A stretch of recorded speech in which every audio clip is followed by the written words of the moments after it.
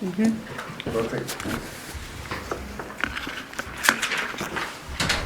Okay, welcome everybody to Hermosa Town Board Tuesday regular meeting, November 1st, 2022 at 6 p.m.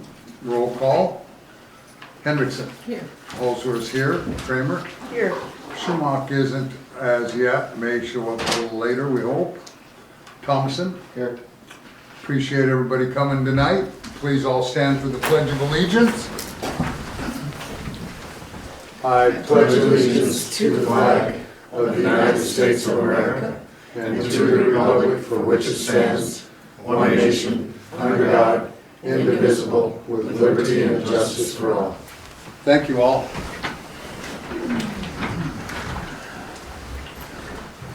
That being said, are there any changes to the current agenda? Anything from you, Gail, that needs to be? Nope. Anything from the board members? Yes. I would still like to object to the citizen input statement change. I feel that it was inserted without approval of the full board, and it needs to be brought before the board so that any changes in there are voted on. It's not a one-person change. Thank you, it'll be noted. Thank you. So we'll motion to accept the agenda as written. So moved. Thompson makes the motion, do I have a second? Second by Kramer. All in favor say aye. Aye. Opposed, same sign. Motion carried. Item 3 is the consent calendar, approval of the October 18th, 2022 regular meeting minutes. If everybody's had a chance to review, motion to approve. I'll make that motion. Thompson makes the motion, do I have a second? Second by Kramer. Sure. Any further discussion? Being none, all in favor say aye. Aye. I Opposed, abstain. same side. Motion carried. I abstain. It's not here. One abstention. Next item, any conflict of interest declaration in anything in tonight's meeting from any of these members? If being none, we'll move ahead to claims. Review the payroll and claims. They've been presented in front of you.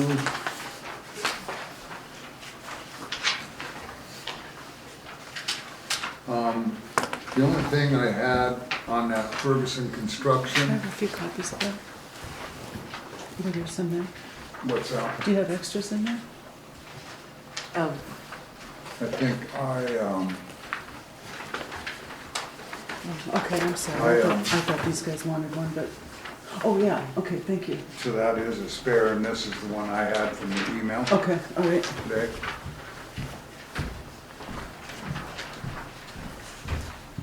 You guys can share. So on Ferguson one, I guess what's confusing, you have inspections 245. Correct. That's for which inspections? Building inspections. Building. And then the lagoon pumping fuel. Then 1,400, that's how much fuel we used, or? No, that is the time that we put in, it's broke down there. right there. There's quite a little mechanicing to do before we can get stuff around up to the room.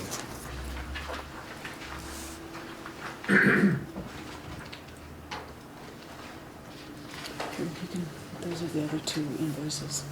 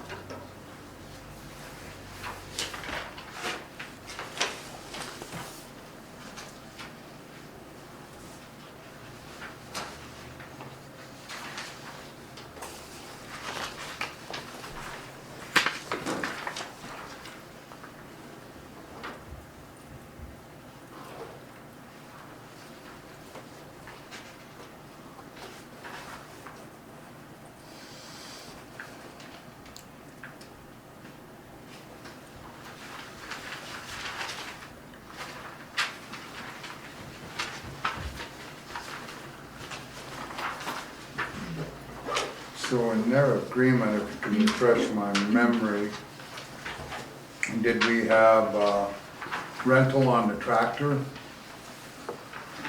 So in that rental, then is this going to be taken off of that rental fee? I don't know that. That would be something that Linda would have to negotiate with them. It's stuff that had to be done to get it running. It was in the shop when we went to pick it up. Right, and I understand that, but I'm saying, in normal case, if you're renting something, an individual renting it will have it running for you Should have and been in ready. shape when it went out. If it wasn't, then they need to stamp the bill, so.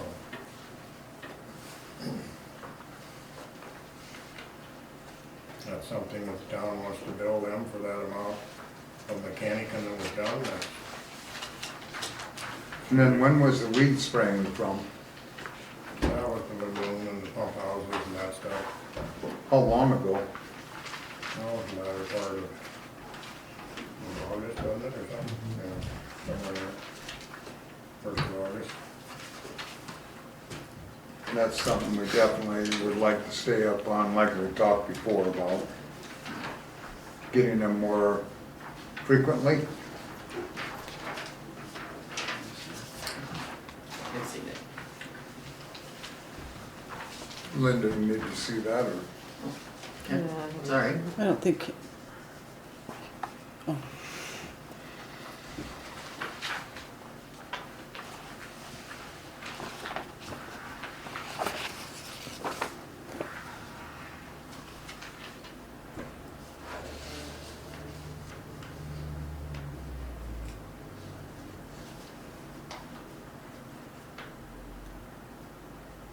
And the weed spraying that and labor and chemicals? Yes. You have the bill for the chemicals then? Yes, I'll turn one in. Pardon? Yes, I will turn one in, yep. I think I bought it the same time you bought yours.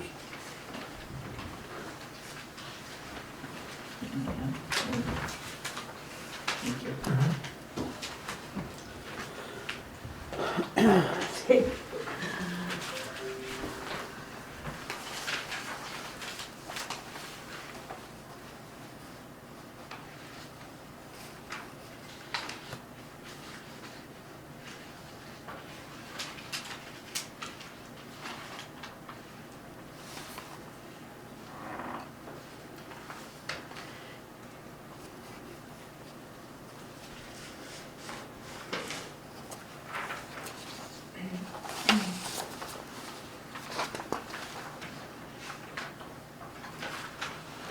You need to see the weed spraying.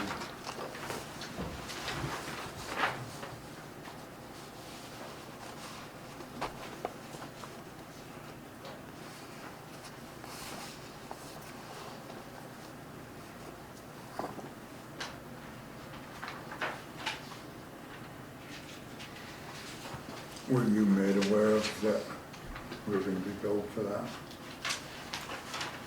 No,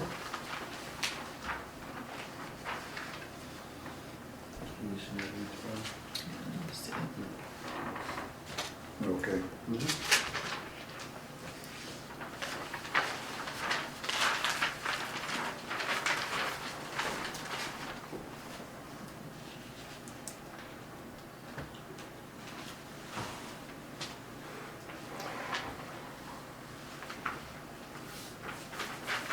first off, I'm gonna complain about the,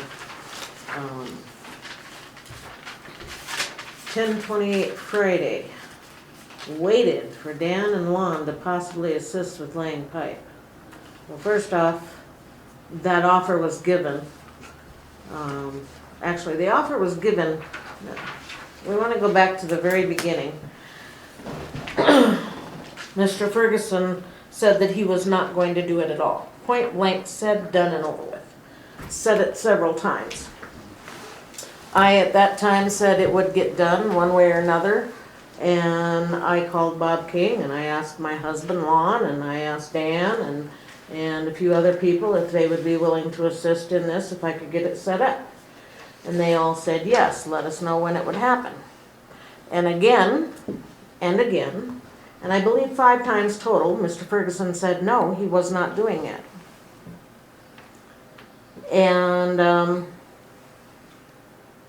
every time I called, it was kind of like he was maybe gonna do it, but he didn't actually say he was gonna do it. Right. And I asked then if he needed assistance. Yeah, maybe. And then I finally did get a phone call requesting Lon's help. And we were in Rapid City at the time for an appointment and couldn't get back. And I said I would call as soon as we did get back, and we did, and by that time there was no help that was needed at that time. So this upsets me, that upsets me. So you upset me, you pissed me off, and now you got my mouth running. And you did say several times that you were not going to do it. And you did do it, and I appreciate the fact that you did it. And you have always done it without any hesitation that I know of. And now there was hesitation, and now we get a bill, and then my husband is noted that he didn't assist when he was asked. He has a job, does he not? He does have a job. Yes, he does have a job. But that didn't matter to me or my husband. To me and my husband, this particular thing had to get done no matter when it was, and he would have taken a day off to do it, or 2 days off, or 3 days off, so that this town wouldn't suffer from it. You didn't mention that. I told you we would do it, did I not? I told you several times that it would get done. I said, if you don't want to do it, you don't have to do it. It will get done. Did I not say that? Well, I guess if you got the... Gail, did I say that? From Nagebauer, you know, Yes. it's gonna have to get done. Thank you. So, was you trying to put me on a guilt trip to go ahead and do it, or what were you thinking? I wasn't putting anybody on a guilt trip. Okay. You said you weren't going to do it. I said it would get done. It did get done. I thank you for doing it. But don't throw my husband and myself under the bus Well, and it's the other side and of give it. us a bill when you didn't come to me and say, Linda, I am going to do this pumping and I am going to send the town a bill. I didn't hear that. Not one time. Not one time. Made the statement several times, I was not gonna do it for nothing. Excuse me. Well, the other side of it is I did talk to Chuck that morning, said I was gonna be down here for a mud jacking that was being done in my home. And then I was reminded I had a dentist appointment, which I called Chuck, let him know. And then Chuck said, well, we've still got several hours before I'll be ready anyway. So I said, jingle me. Well, I called back when I got done, and Chuck said him and Bob and you were out there getting it done. So I didn't bust tail to get down here, or I would have, because I made myself available the rest of the day. So the fairness part of it, I mean, if May I what get a we're trying copy to of that, accomplish, please? Thank you. it has been unfortunate on that side that it didn't need to be done.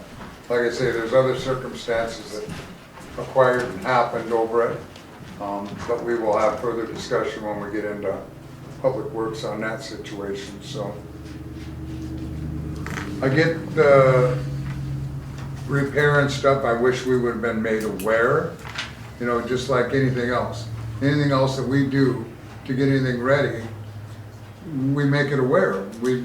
I thank God Chuck Urban made some statements and said, we've got U-joints, but he said Marvin was gonna go grab parts, that Stan was working on some stuff, that we were putting things together, you know, never made aware of that the hours that you guys are gonna have to spend to do the work yourselves was never brought to us.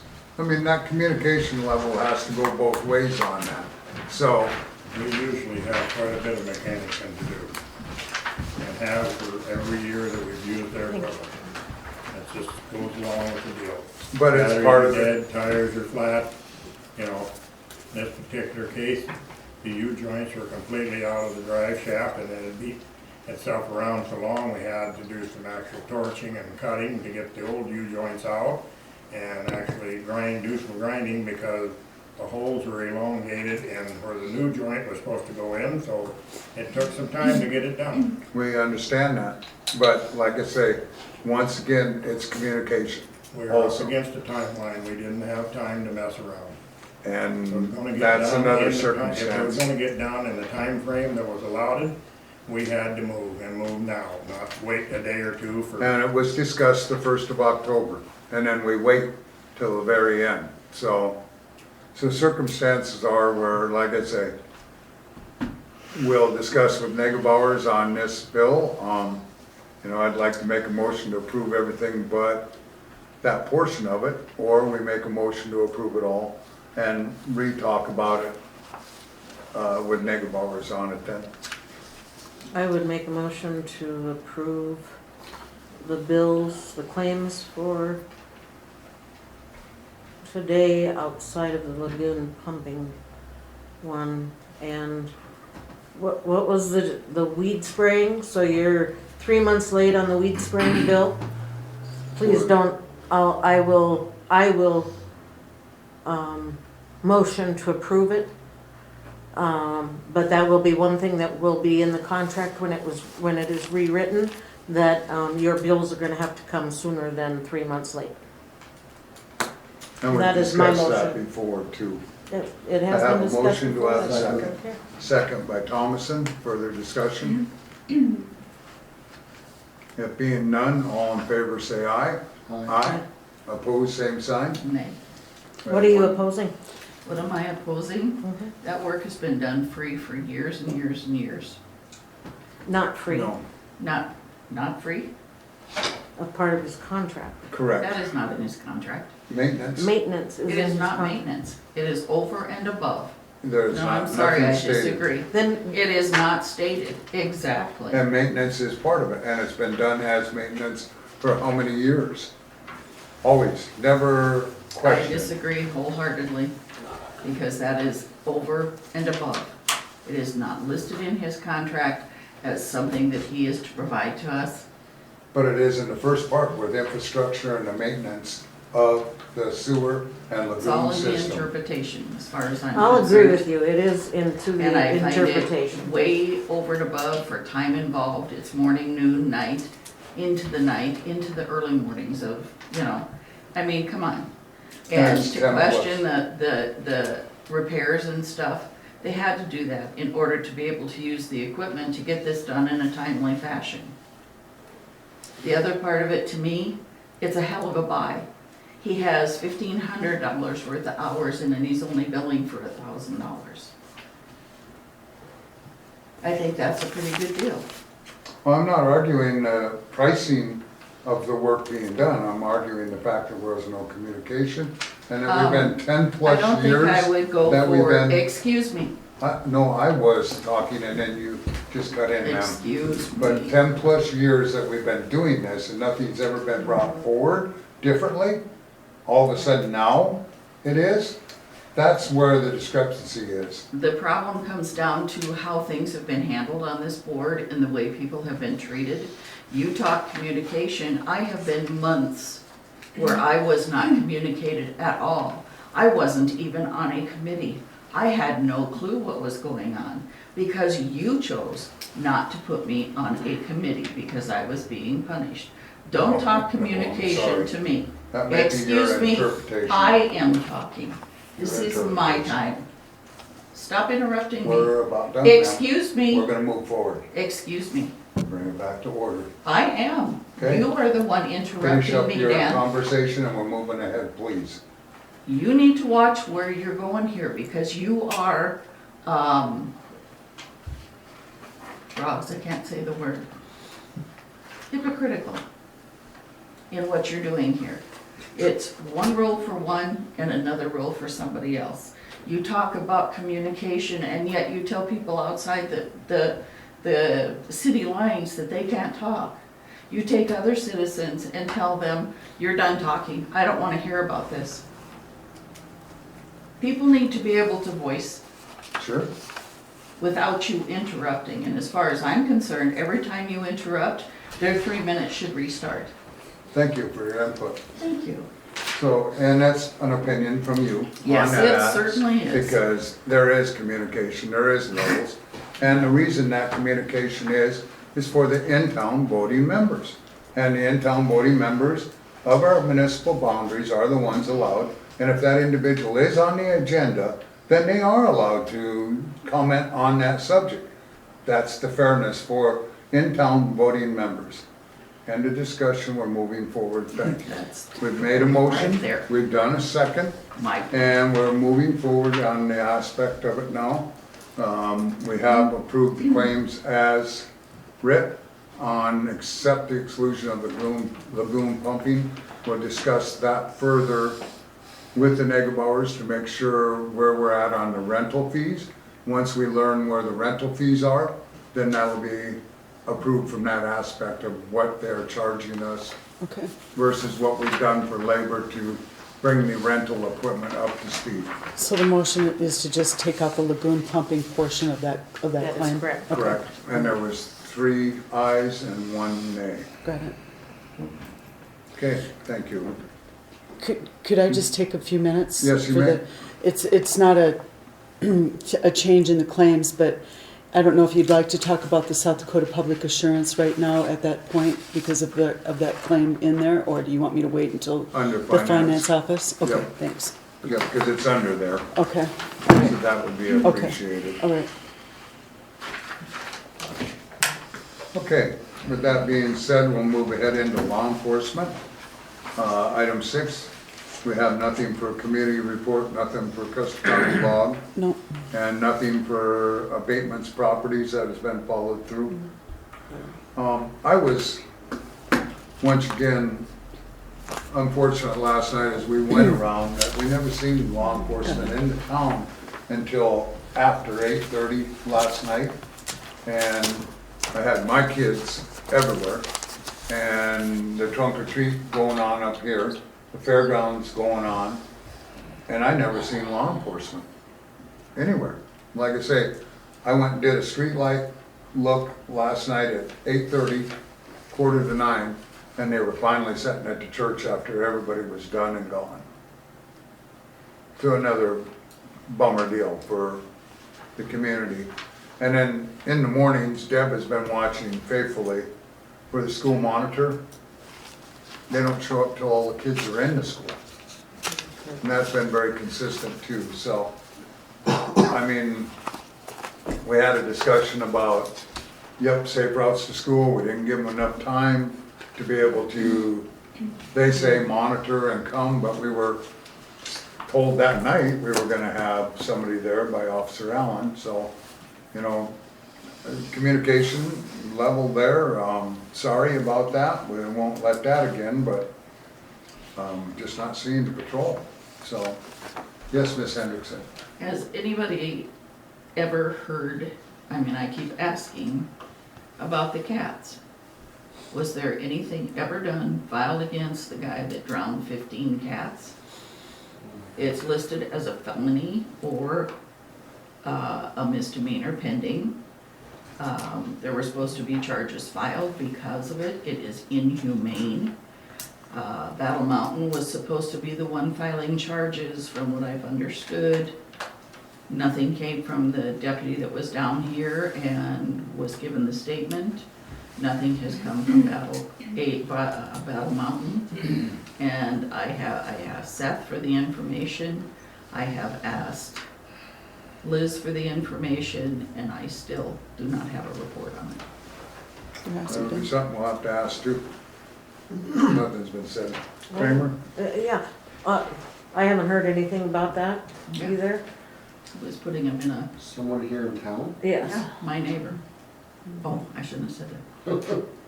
Sorry. There was a picture on Facebook of a cat in the animal cage, and somebody said, "Where is this?"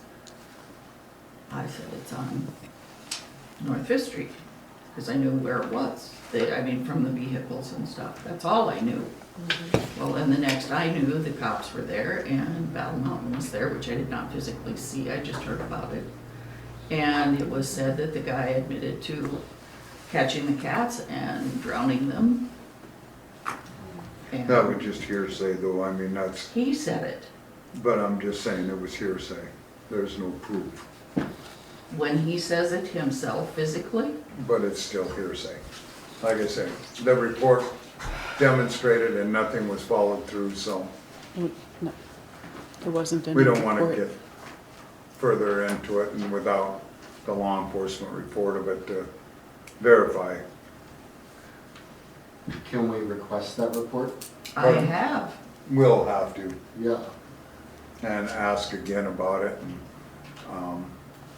on the law enforcement side of it, so with you and Hendrickson involved there, I would have thought they'd have probably sent some information over, but I didn't even hear about it. I didn't even know That about must have been a meeting you missed, Yeah, it because must I have have been. heard it. it. 'Cause In a meeting, I'm sure. I would have called the next day had I heard that, because that really pisses me off. so we'll be looking for a follow-up from Hendrickson on that next meeting and, or maybe a address from an officer, yes. Can I change the subject then? Well, we're in law enforcement. Yeah, I know. I was just gonna ask if anybody in the audience had seen any law enforcement yesterday or last night. Chuck, you did? Yeah. What time was that and where was it? Oh, I think it was about 10 o'clock. They came through down on Ferguson in the morning. And I didn't see any during trick or treat. The streets were full of kids, so I don't know if anybody was sitting in the outskirts watching, but I did see Elizabeth, and there was one other car that I'd seen earlier sometime during the day.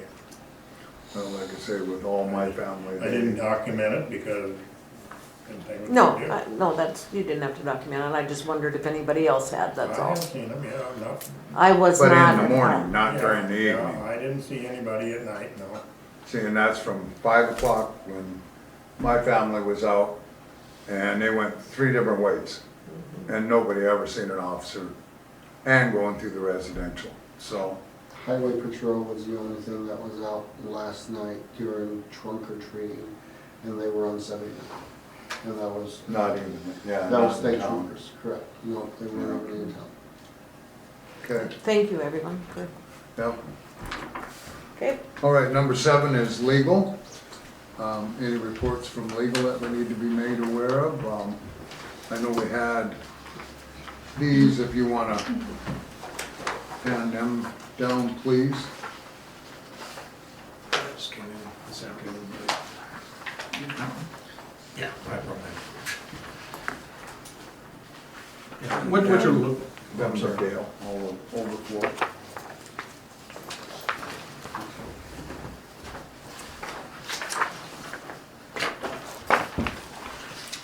I thought it was a good letter. And so it would be good to allow Mr. Haig, if he feels it's got good context, to send it to DA&R. Yeah, the letter that you're looking at was sent to my office via email this afternoon, and this is the result of 2 prior proofreadings with some changes, nothing major, that I recommended, putting, maybe adding a little bit more context to his sites and things like that. But the letter, I think, adds some light and information to the whole sewer extension issue. as you know, the long history on this is the DNR has continued to deny approval of, as it currently sits, as it's designed and installed. There was a number of issues surrounding that, and when we were negotiating the settlement agreement with the Attorney General's office, I brought this up for her to ask the DNR, Mr. Conda and so forth, to see if they could hold their denial of that design and install in advance until the additional information could come in. They responded to her that, hey, we've actually never denied it. So absolutely, it's still in advance. That's the kind of look I had on my face when she told that. But because there is a letter, I think, that he says, I deny. Yes. But in everyone actually, when I read back, they say we will not approve. But they did not physically say deny. Which is different. Not approving is I different didn't than see denying. that word. I looked back after that, after Kent brought that out. So after we continue to split those hairs, the bottom line is that they did not deny it, and they are open to new information, which I think this letter does a nice job at doing. It's Mr. Claycomb, in his official capacity as floodplain development coordinator, it looks at it with this higher gravamen than even another engineer who's not in that position. And he's very familiar with the area, and he's done his homework on it. He's given some very clear examples of why, and exhibits of why he's saying what he is. And I think it's compelling, and I quite honestly think it gives DNR additional information that's necessary to. I would hope that with this, the approval of the sewer line extension does get approved. So, again, it gives DNR a credible way to say, okay, yeah, it's okay, because there are a few suggestions that Mr. Claycomb puts in there that are very constructive, and it's not slanted in any one way. It's based on his observation. So I'm happy with the letter, and I'm going to provide it to the Attorney General that I'm working with, and ask her to provide it to DNR. Good. So that's where we're at on that part. Anything further in legal that we need to be aware of?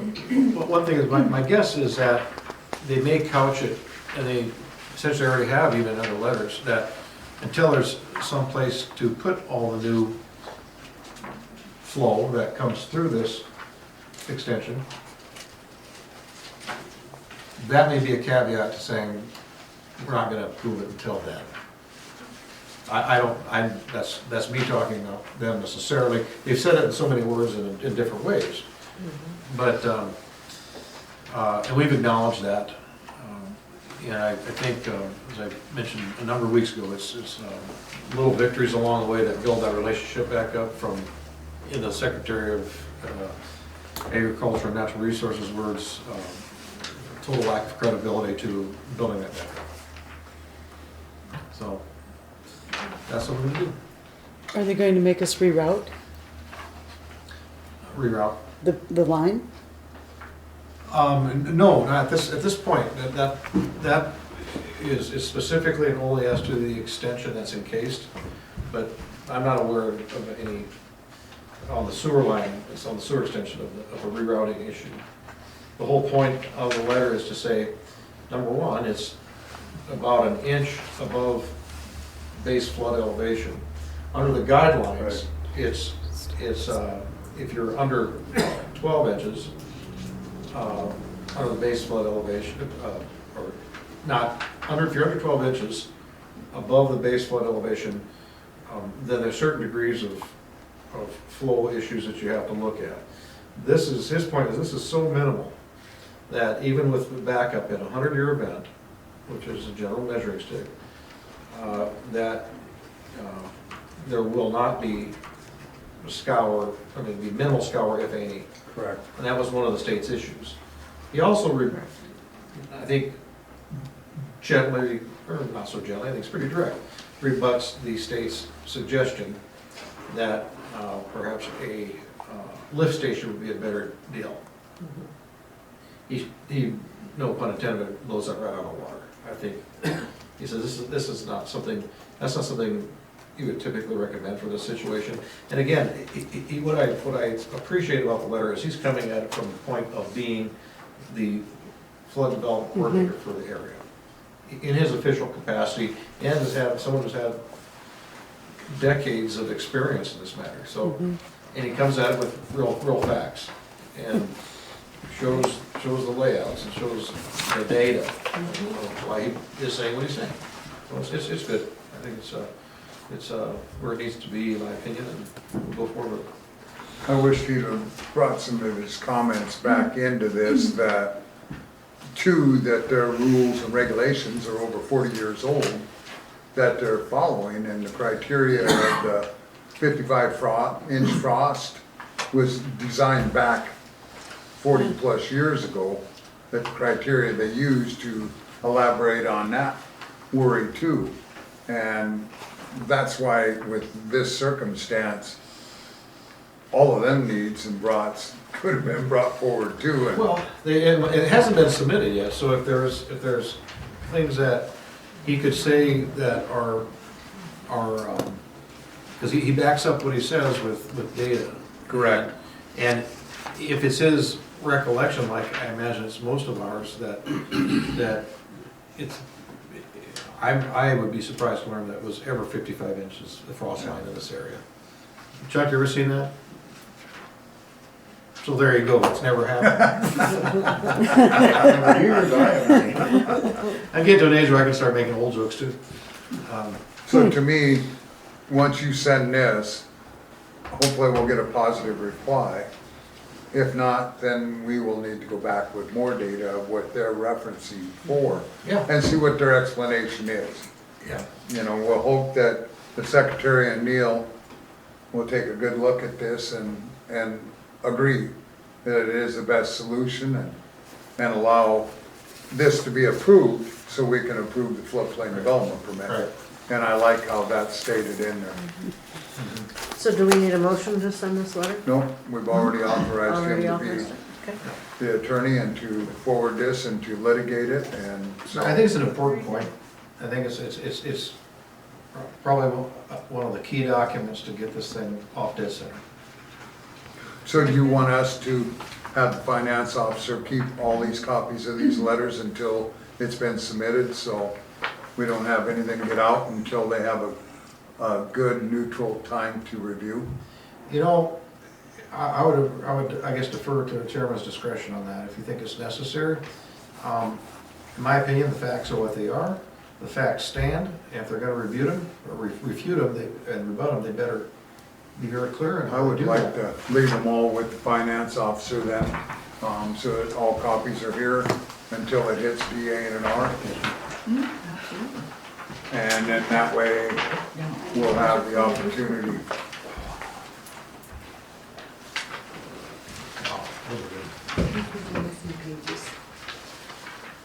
Thank you.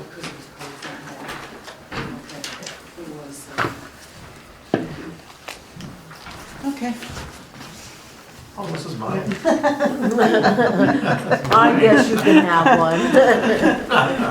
It's that tough. Yes. Then once it's hit DA and R, then it'll be okay to where we can get public input back, and then it will be public officially then, so. Did he So mail it anything- today? Pardon? Did he mail it today? No, I wanted to have this discussion first. Okay. Anything further under legal from you or Mitch? Nothing further from me.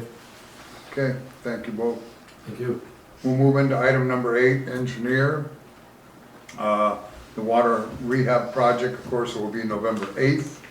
We'll be attending that, because or 8th, 10th, I'm sorry, because the 8th is voting, so they moved it to the 10th. So appreciate that. We're going to put our best foot forward. We did really hard efforts last meeting, and we'll reiterate that again. Hermosa sidewalk project is just in the motions, slowly turning. Sewer project lagoon expansion. She has sent more paperwork that she still needs that's very crucial.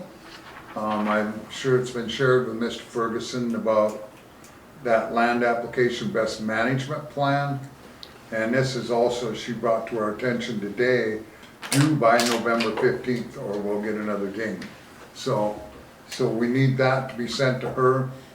The preventive maintenance schedule, the CMOM report, we have that, covers the maintenance information, everything on that. And then we have to have a depth of the sludge in the cell as measured in the field with the standard sludge judge equipment.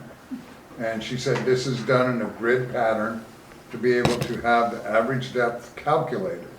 And this is critical information for the number one going out for bid and for the approval of DA&R before the first of the year type situation. So that was heavily expressed out there that we need it. And it was brought to our attention. Gail said that it was mentioned you weren't going to do it till next spring, and we can't do that. We have to do it now. She said it's probably the most vital too, because we have, unless you have records that you've done that in the last 3 years, she said we could probably judge this year off of it if you've done it the last 3 years. But the only records they're showing is back in '04 when we did the lagoon expansion, was the last time the sludge was removed, and there's no records of anything checked since then. So, Well, when they put the pond doctor in there and the tests were done then, I don't recall exactly when that was, but I know when I cleaned that pond within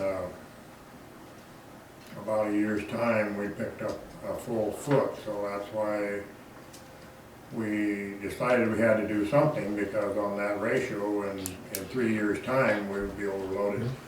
So that's when we put the pond doctor in, and that reduced it significantly. but she needs them numbers to calculate today, to today's world. The archaeological is moving ahead, as what we're doing with the AG's office, moving ahead with the lagoon. The progress has to continue to move forward and application be submitted, and that's why they're asking for it before the first of the year. So sooner is better to get her so she can do the calculations and then set it up. So whatever we have to do, I believe, You can have it. Okay. Well, you might want it. I have Oh, okay. another one Thank in you. my packet also. Thank you. So that needs to be taken care of on that part. For the lagoon part of it, she will continue to move forward with that portion of it. Water sewer facility plans, resolution, DA&R award. It's still at bay setting there. We of course have that. But we're also reviewing options with USDA. So we're at that point. Town of Hermosa Water and Sewer Extension Project. This is part of what Mr. Hague is doing right now in that litigation, moving forward with that. Hermosa Hills Drainage, town of St. Marie Street. We met with Mr. Preston, Mr. Poulos, Gail, Leah down there today. We discussed all the options on the gravel. It was discussed in the original plat when this was reviewed that we agreed that there had to be a 10-inch final amount of gravel because of the shale down in that area. And so that was what our condition was.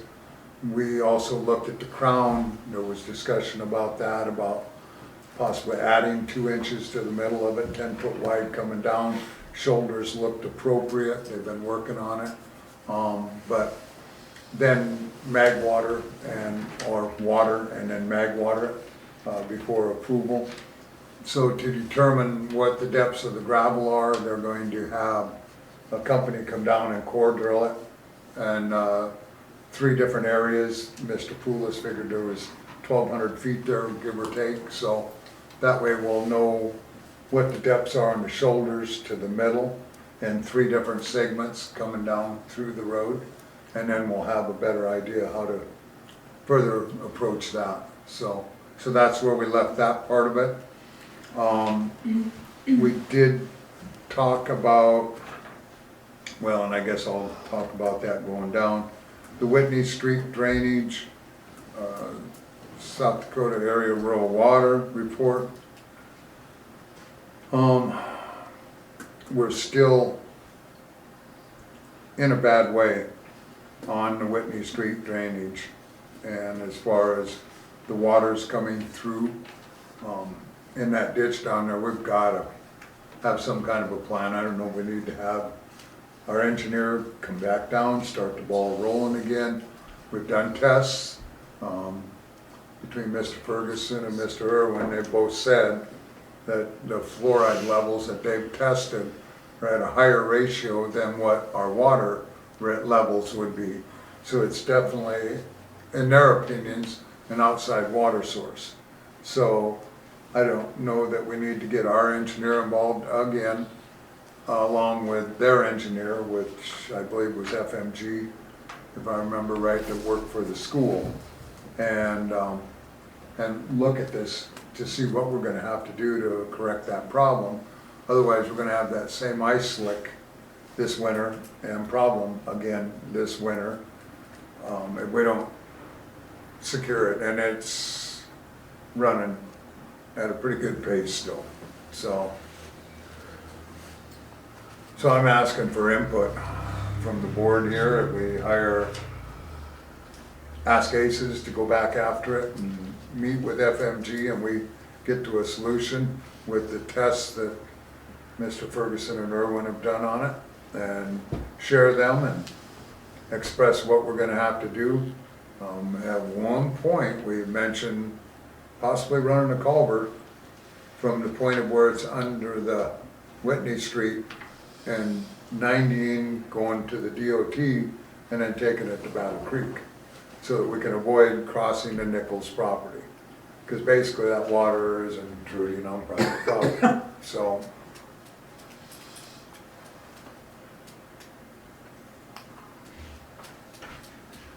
How can you do that? That's uphill.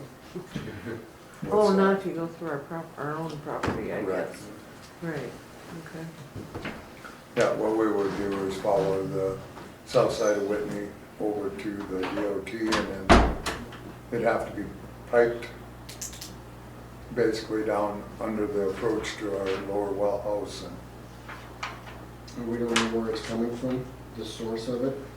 Mr. Ferguson cameraed it, and there was a hole in the storm drain pipe that the school put in, and it's infiltrating that pipe, coming in about midway, coming down through that field that they have purchased, and then enters the pond from there. So it, all indications are that it's a spring water, and as Mr. Ferguson has mentioned, that after they did the storm drain pipe and gravel, and basically they have just created a new, easier way for that spring water to follow with less resistance, and then it's found a weak spot in the storm drain pipe, and then coming into the containment pond, which has a flow coming out of the bottom of the containment pond that allows it to flow immediately out, and then goes right into our ditch line and then under Whitney Street. Have we talked to the school's engineers about this? What are they Once. saying? They sent back a letter at that time and said, we found that there is a higher chlorine level when we tested it at that time. We then found a leak at our booster on the Tower Hill that was repaired. We then found another leak in the booster that was repaired. And since we've had South Dakota Area Rural Water down here, testing all the rest of our infrastructure, and he's ran up against a brick wall. He does not know. And yet, with our water loss report that we just have, that were just given to us, we're showing that we're still missing 1 million gallons of water, 1.4 million actually, a month. And this chart shows from January to October and the levels of what we're missing on water. We thought it was in the meter. We changed the meter. We've checked North Water users. We've changed meters at the Flying J. We checked North Water users. And as you can see in the bottom of this chart, there's the usages for the out-of-town users. And every one of them is at the highest 13%. And then there's a 23% on Carper. But other than that, I mean, these levels are so minute, Yeah, 13's acceptable. correct? So that's why with these levels, and we're still showing 59%. And then your packets, in the back of your packets, there was actually some very helpful information that Gail put in there for FYIs that basically says, you know, other communities that had over 1 million gallons of water missing every month, and they found meter problems, they found reading problems, software problems, you know, that we really didn't have water leakage. We had it in the branch of the software, the meters to everything else. And one of them was the calculation where it wasn't in hundredths, it was in tenths that they were at of gallons. So it really threw that reading off horribly on that portion. And Mr. Ferguson actually thought our main down at the lower pump house maybe was calculated where it was in different calibrations than what we had, but they've since ruled that out too. So we've just pounded our heads trying to find where we're having this loss. You know, you can see 1 month we were 2 million, 1 month we were 3 million. The following month we were almost exactly where we are now in July at 1.4. And then up. Once we corrected the booster, it dropped. And then it started to climb again. They've tested and retested in every area of the town, from the tower, from the pump house, to every line there is, and his $100,000 trailer that he tests with, I mean, he can tell when somebody flushes a toilet when he's on that line test. So when Mike was shaking his head and looked to Mr. Ferguson and Irwin, and he says, I don't know. So when we're stumping rural water, and that in their packets of them sheets, they're saying, call their team out. Well, we are calling their team out. We're gonna have to call Mike again and try to beat this up. But that's why we were going to add the fluoride, and then Mr. Ferguson said, I will test, and then we'll see where we're at in that test, because of the levels of fluoride is what Mike had recommended, is that it, once added to the water, it does not go away, where your chlorine will. And your chlorine coming through the soils will dilute. You'll still have that, and in some of our waters, the higher iron will actually show that you have a higher chlorine test, or make it, you know, appear that way, that it's town water. So that's what the synopsis of what we've been through.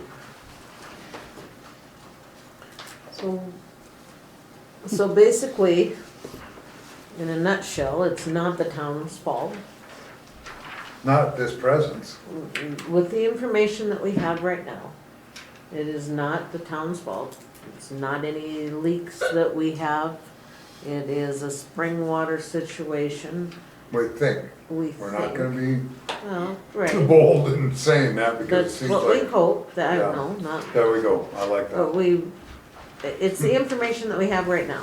With what we know now, that is what it appears like. So that being said, is it our responsibility to put that pipe in?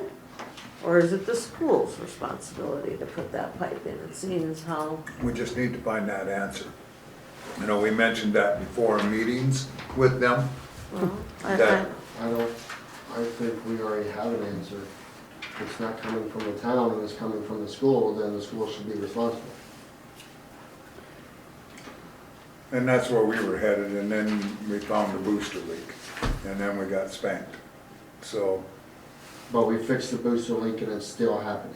correct. So, and if we've already cambered it, and the camera is showing it's coming from the school's property, then, Because you fixed the valve on the hill, No, see, that's the only other item that we haven't isolated, so we can check Well, them towers. That valve was closed, so that's not coming into play.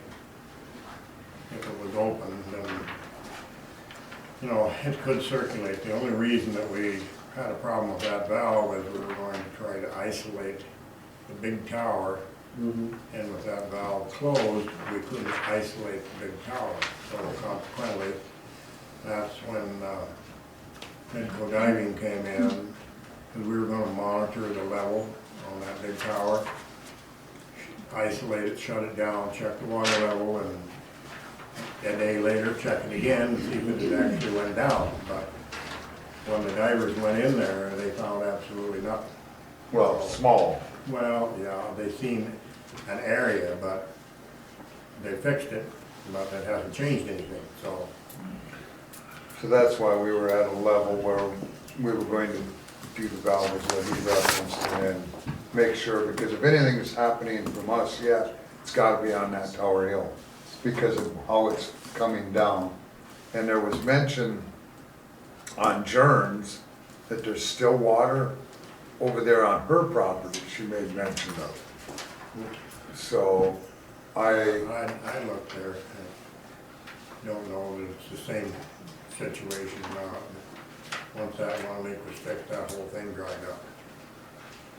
And actually, the houses on Viola Street, those have dropped dramatically too, where they had the sump pumps and Right. stuff, So, the so. question And is, the once, fluoride, the town was 0.5 something, and the fluoride content, and that water over there was 6.7.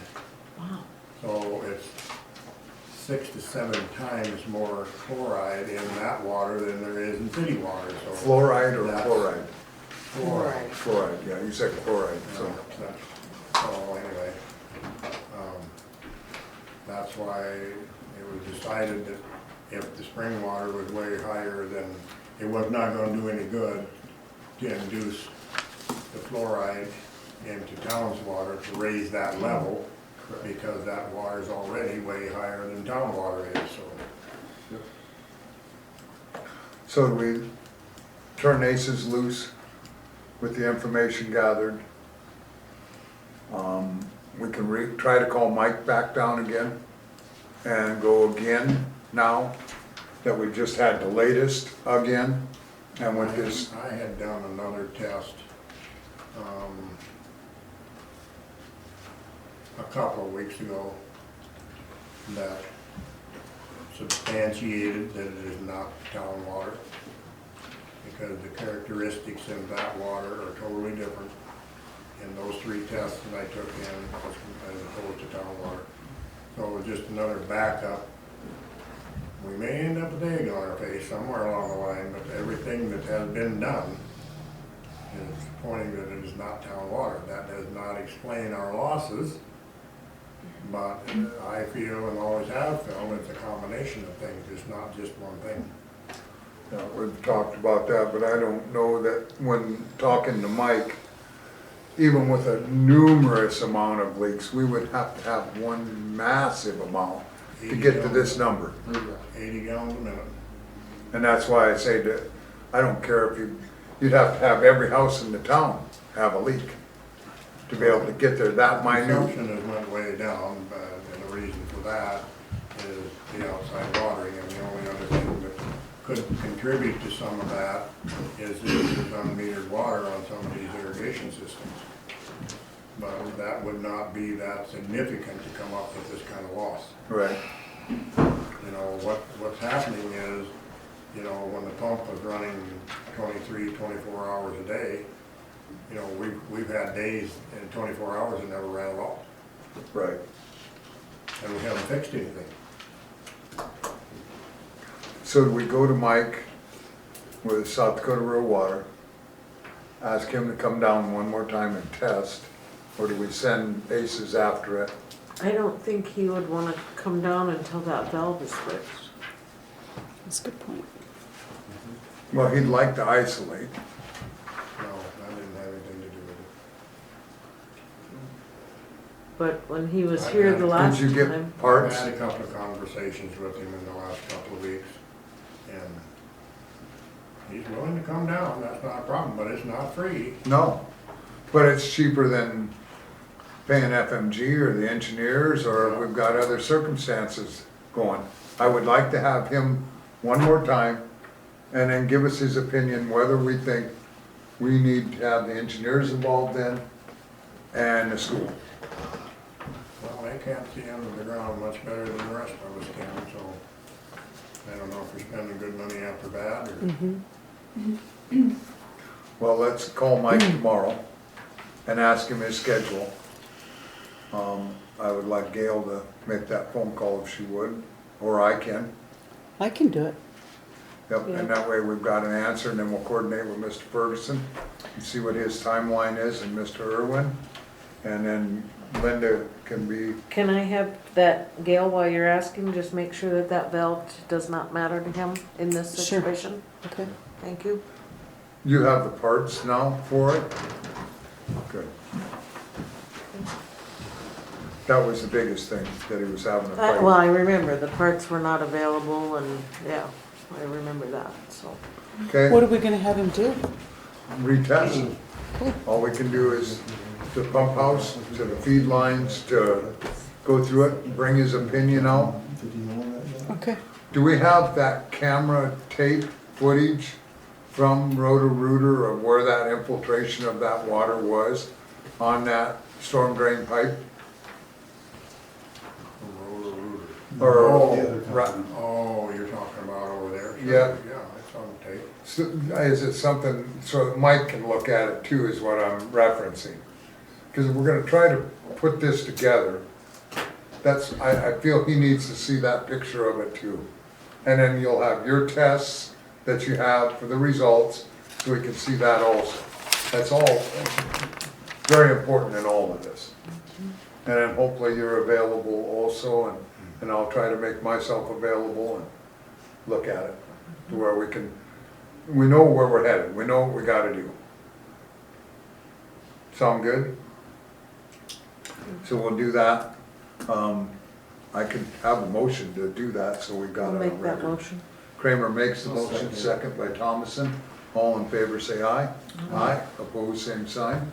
Motion carried, thank you, board. The Fifth Street repair discussion, I'm still trying to get there myself. I know what I wanna do, it's just getting there. Thank God Mother Nature has held off. Part of our conversation today also involved Roy's drive-in sewer line. ACES is going to send a letter to Gail that we will put our letterhead on.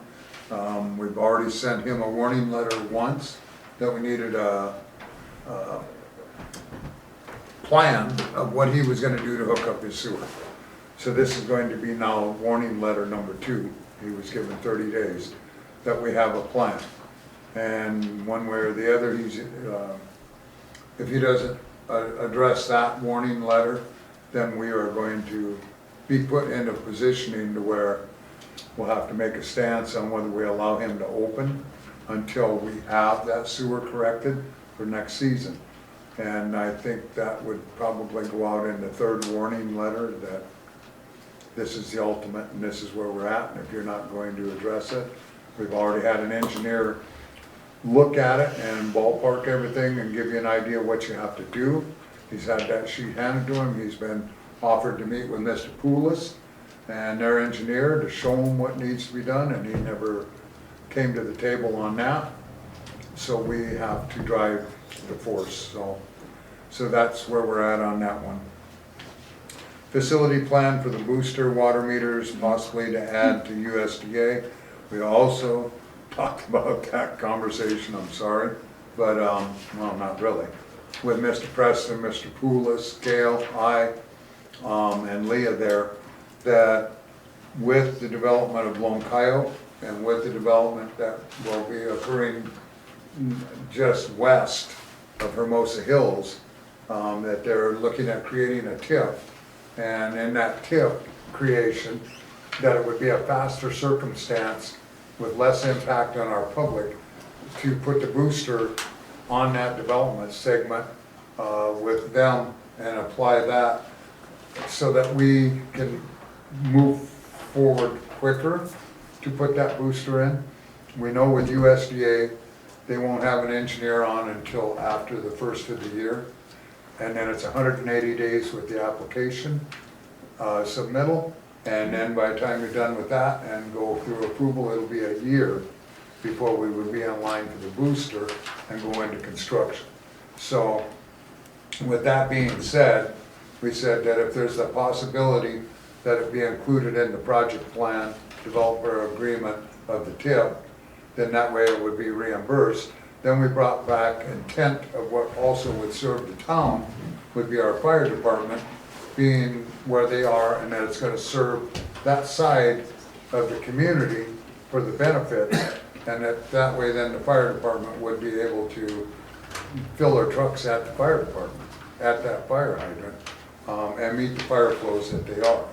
So that's where we left the conversation when we did. Yes, Mr. Preston? Have a question and then a statement, I guess. Final plating will occur after the sewer and water is completely in, obviously. And can we present that final plat as soon as we can? They'd be ready to present it. You just can't vote on it until after it's been all put in and approved. Correct. And that was my statement. My question would be, if, it seems like Kent has under control the sewer part of it. All this time we've been saying that we could tie into the water and we'd be able to use the water. Mm-hmm. Do you have any idea how many could tie into that? Or if this never happened, and we had 20 tied into that, you'd have 20 users. When they did that test up there, it was like at the mud bog track, 28 or 32, if I remember right. I think it was The last hydrant was 21. At the mud bog. And then when it went to the top of the hill, it dropped, what was it, 5 pounds or? No, I think it was more than It was 21. 21 at the top of the hill, the Yeah. last hydrant was 21. Right, that's what I thought. Down there it was 32. Well, it's 32 at, actually 32 to 34 at Dollar General. And then about a bill over creek there, it dropped. Because at that point, it's starting up. Right. So by going under Short Road and constant elevation, it's just dropping steadily to that point. Lost 12 pounds Right. in that last segment. So, and that's what Leah thought too, because in regulations, like Mr. Poulos was saying today, that there's state standards of fire protection, but in that state standards, also it depends on how close your fire department is versus where them standards are for the pressures allowed on the pipe for the fire hydrants. And so there are differences on that and what we were allowed as we went through that development. So, I guess my issue or problem or question is, how many homes can we tie into?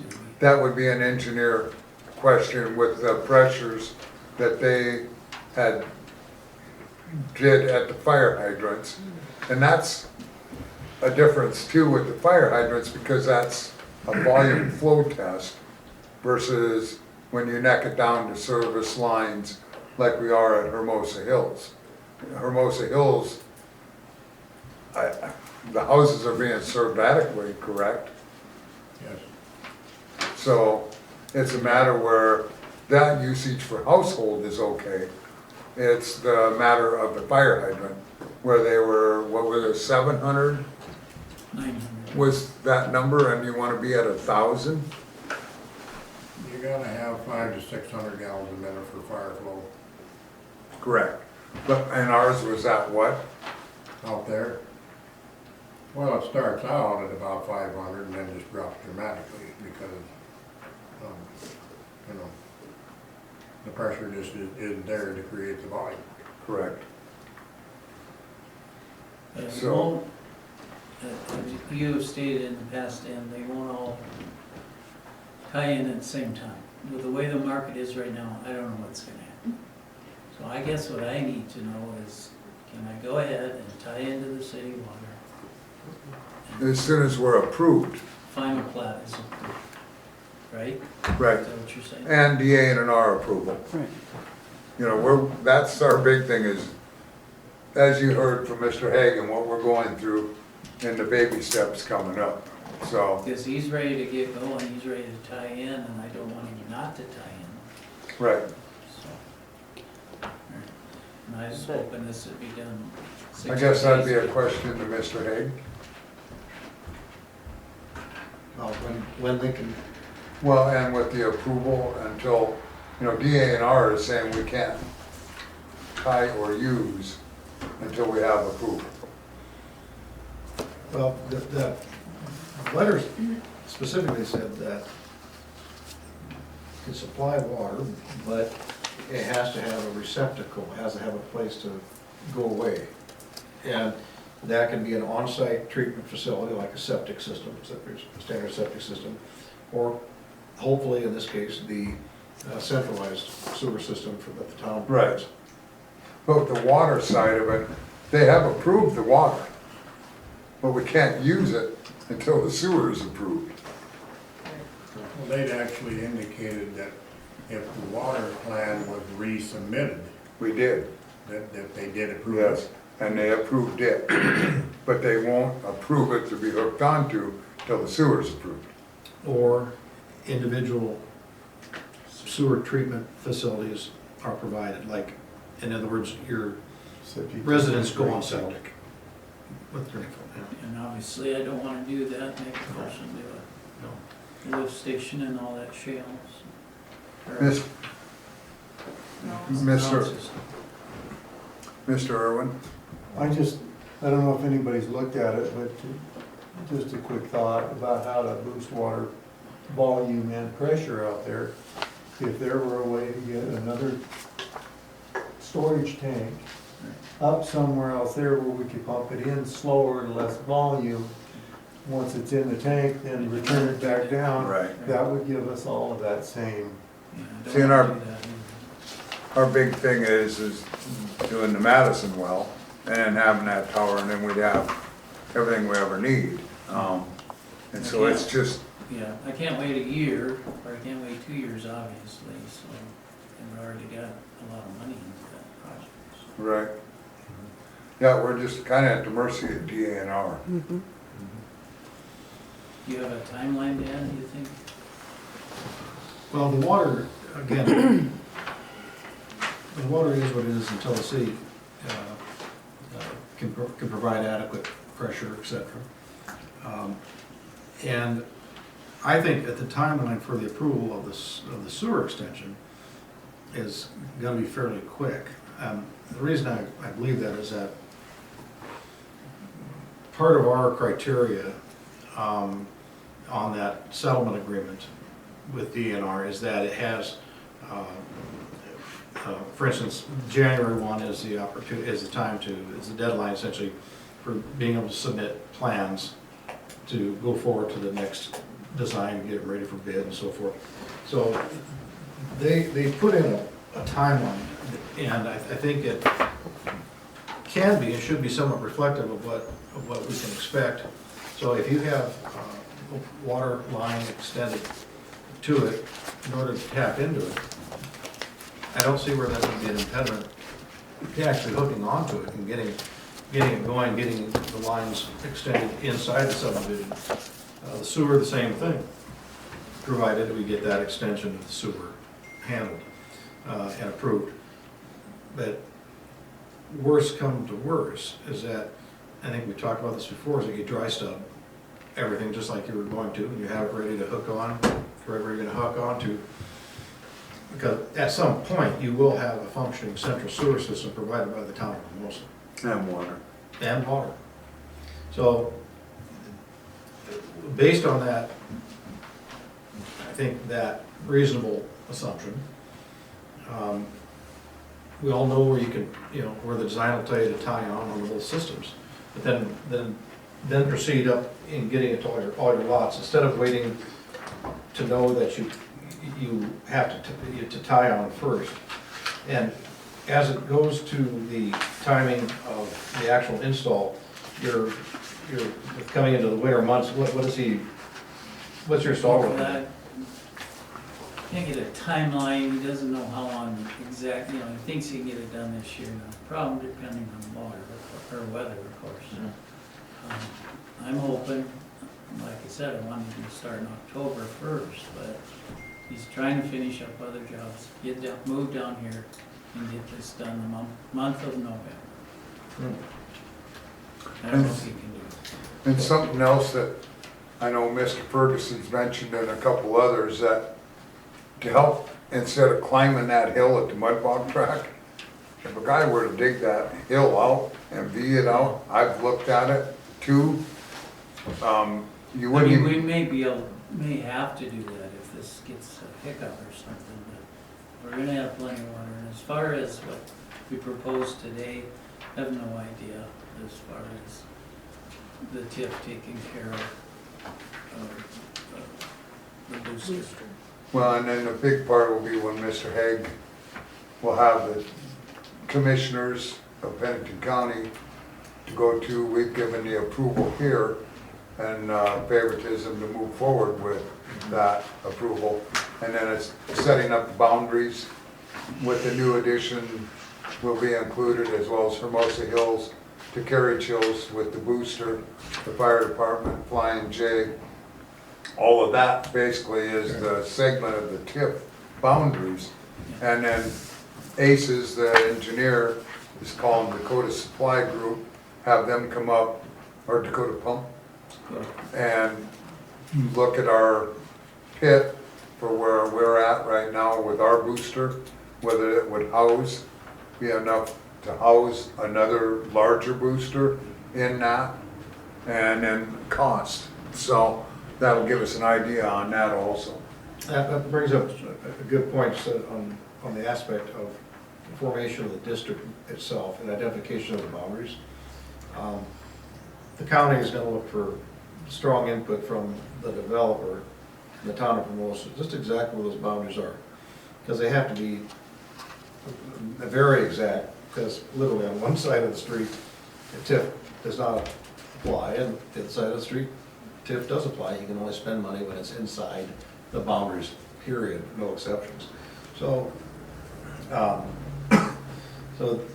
that was our next step in talking with Preston's, was that as soon as the layout for the proposed TIF boundaries is solidified from the developer side, and then the town needs to review that and say, okay, we think that's acceptable, or we'd like you to take this piece in or take that piece out.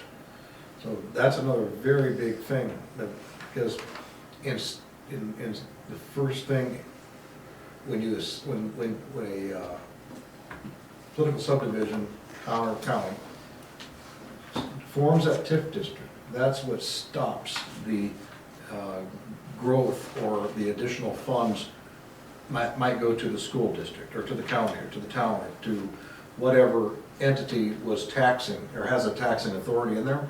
Because those entities are then leveled off for the next 20 years, or until the thing's paid off. Correct. And so, yeah, it's very important to get that district formed before, taxes increase anymore. And they talked about all the way to Highway 40 with that next segment of development and the way it L-shapes around, that TIF district will go that far out there, because they'll have commercial development along 40 also out there as well. So that's why getting that established in the boundary and the TIF parameters would allow us to get movement on that booster quicker, faster than ever doing USDA. So hopefully through this course of the winter, that can be established, done, forwarded. We have everything from Dakota Pump set out. If we have design, so we can get a reasonable bid, it doesn't have to be down to the penny, but it has to be pretty darn close as to the amounts that are identified for each particular line item that is going to be involved in that TIF district. And the TIF district description of the line item has to provide a reasonable certainty of what exactly is going to be done. Not down to a gnat's butt, but pretty close. If there is changes, then a recent, in the last 3-4 years, change in the statute allows for up to a 30% increase in whatever that number was, without resetting your base. Because if there's growth that we know of that hasn't happened yet, or it hasn't happened before, or won't happen before next November 1, when everything is reassessed, you want to catch that growth as early as possible before it is assessed on the rolls. Because if you set your base here, you want to do it as quickly as possible, so that you catch as much of that growth, so your increment, Sure. that increment is stronger, as I should say, as strong as it can be in order to service that debt. That's the repay. Yeah, that, exactly, because it's, you can set these up for failure very easily if you don't pay attention to those. We've seen that. Okay, I'm sorry, John. No, I was just thanking Ken for explanation. We don't have any idea as far as that booster area, what we can do at this point. So. Like he said, in the near future, everything you can do for, Oh yeah, I'm in a Exactly. big hurry too, so. yep, and so, Anybody needs anything from me? pardon? If anybody needs anything from me, just call me. And likewise, we'll keep you posted on everything and anything that we come across, and then through Mr. Hague too. I suspect that final plat will be to you sometime early December. I'm hoping sooner, but probably not. Hopefully we'll have answers by then from DA and all. We're hoping for that also. Okay. It's been a long road. Yeah, Thank you for your patience. We look forward to it. thank you guys. Okay, so that's where we're at in that segment of it. I'm sorry again. So the rural development application is pending, where we're at on that part. Like I say, once they get their engineer into play, and if we put the booster on here, then we're gonna move basically with the same facility plan. And the only thing, I know Gail was gonna try to look into some of the Midwest people for meters and the automated meters, and see if there's something else out there so that we don't tag that on to the USDA. Otherwise, that would be our other option, is to put it into that portion of it, okay? All right, if we're done with that, I'll move on to P and Z. Thank you. Thank you guys. Good night, thank you Good both. night. So planning and zoning, you have October 25th, 2022 minutes in front of you. And then item B is the 2022 moving permit informational, Custer County Fairgrounds. The moving of the 2022 garage was made pending because we haven't had any updated We haven't yet. plans, prints. So the girls have been trying to contact them, find out foundation information, all of that, since it's changed on everything that was done down there. What they're gonna do for utilities and so on and so forth, so that's a pending. Number 10, then if we have nothing else. Oh, yep, I got some. Joan told me that she accompanied you down to the, community center, and how very informative you were, and how she learned a lot, and, that she was very appreciative of that. And so I wanna thank you for that, and, say that, maybe sometime I'll call you and you'll have to give me the same tour. She was very impressed with it, so thank you very much for that. Okay, thank you. Public Works Committee report, street lights, repairs, water sewer department updates, trustee report on town lighting, which I have. Mr. Ferguson? Street lights, I've contacted both REA and Conrad, and they were hoping to get something done by the end of the week, On which ones? all of them that are out. And which ones do you have that are out? There's 3 on Ferguson, Yep, there's 1 on Highway 40, there's 1 on 5th and Folsom, yep. and that's, I can't think of any other. Fire department light is out. I noticed last night when I did the drive-through. Up by the fire hall. Yep, and the one by Hammer is out right on the corner of 5th and Manning is also out. So, like I say, the one right by the fire hall is out.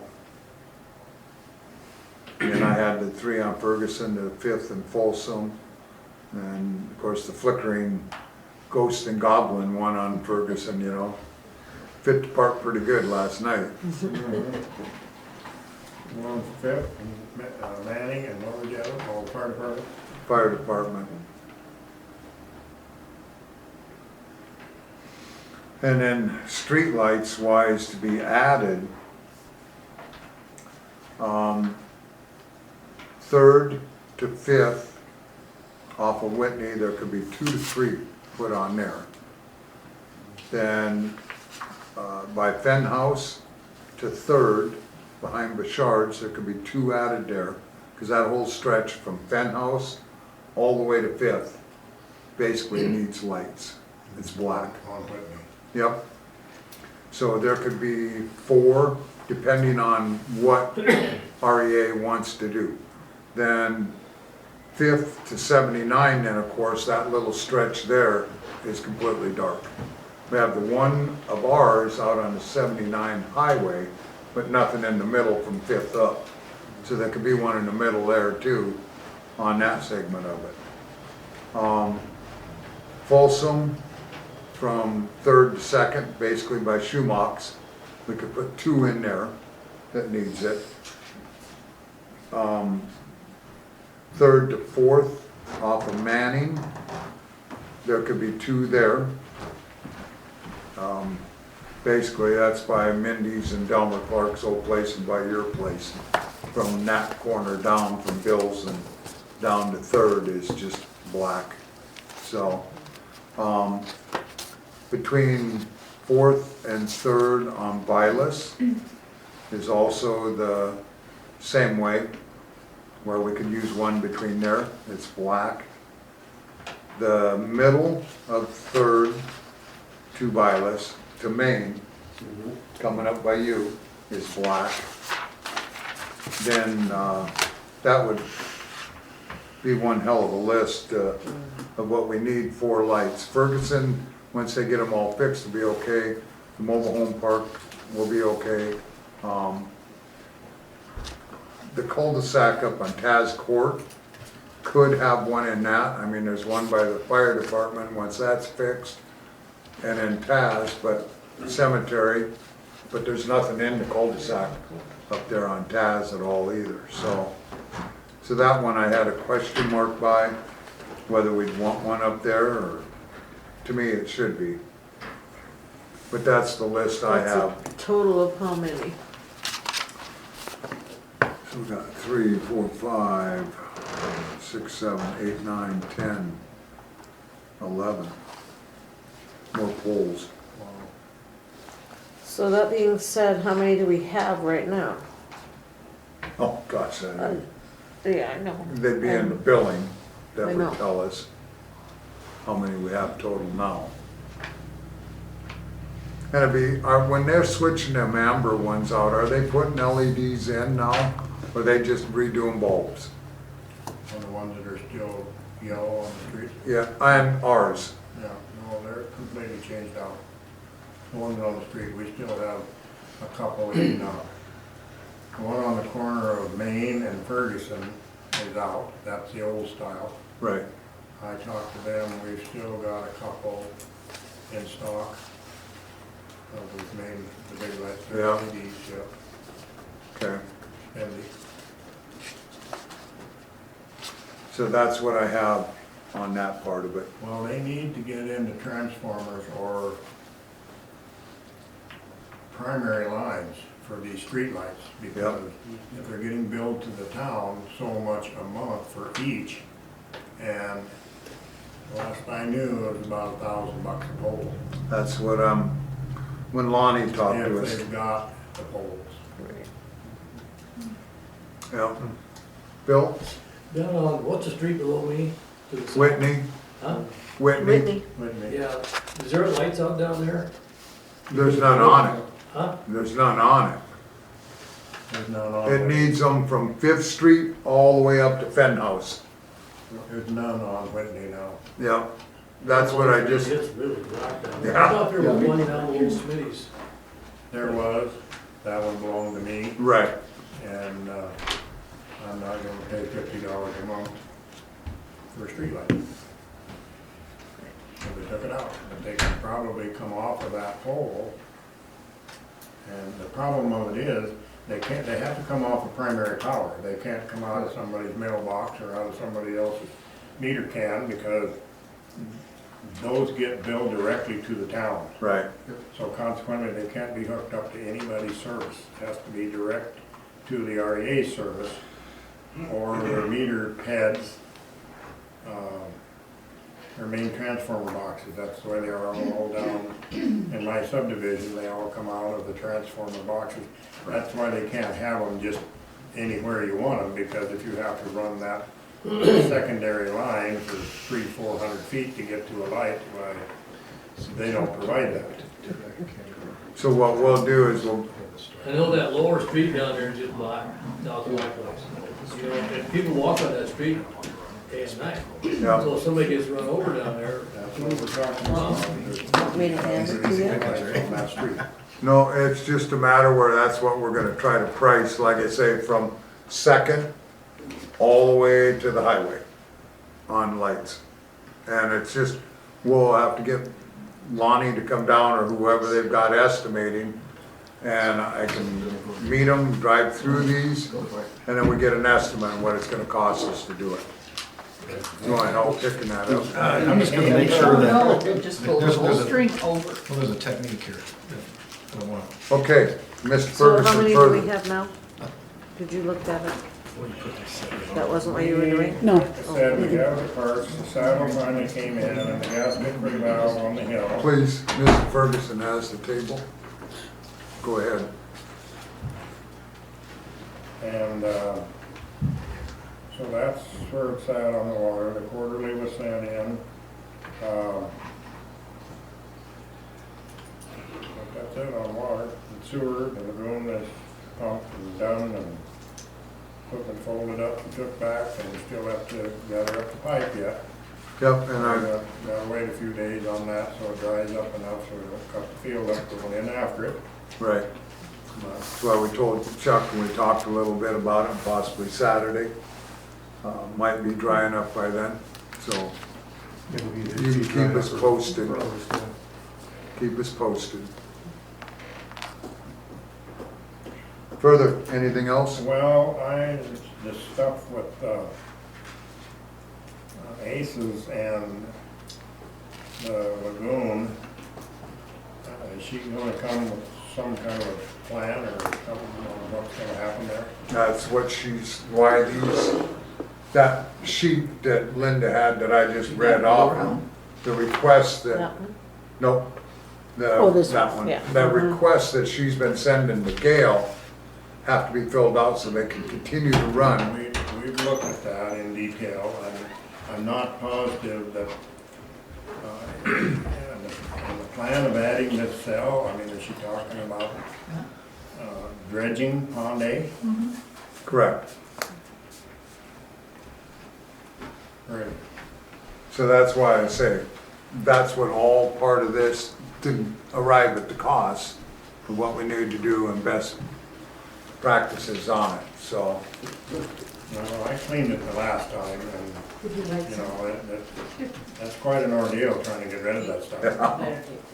You either gotta put it in sacks or haul it to landfill or something, and it gets pretty expensive. Yeah, I was able to bury it on site at that time. I don't know if there's enough room to probably do that again. It depends on how much is in there. But there was about 3.5, 4 feet in it when I cleaned it in 2000. right. Well, that's why with this sheet, if you can get with Gail on that, and then we get that other sheet filled out before November 15th would be helpful, so. Further, Mr. Ferguson. I think that's it.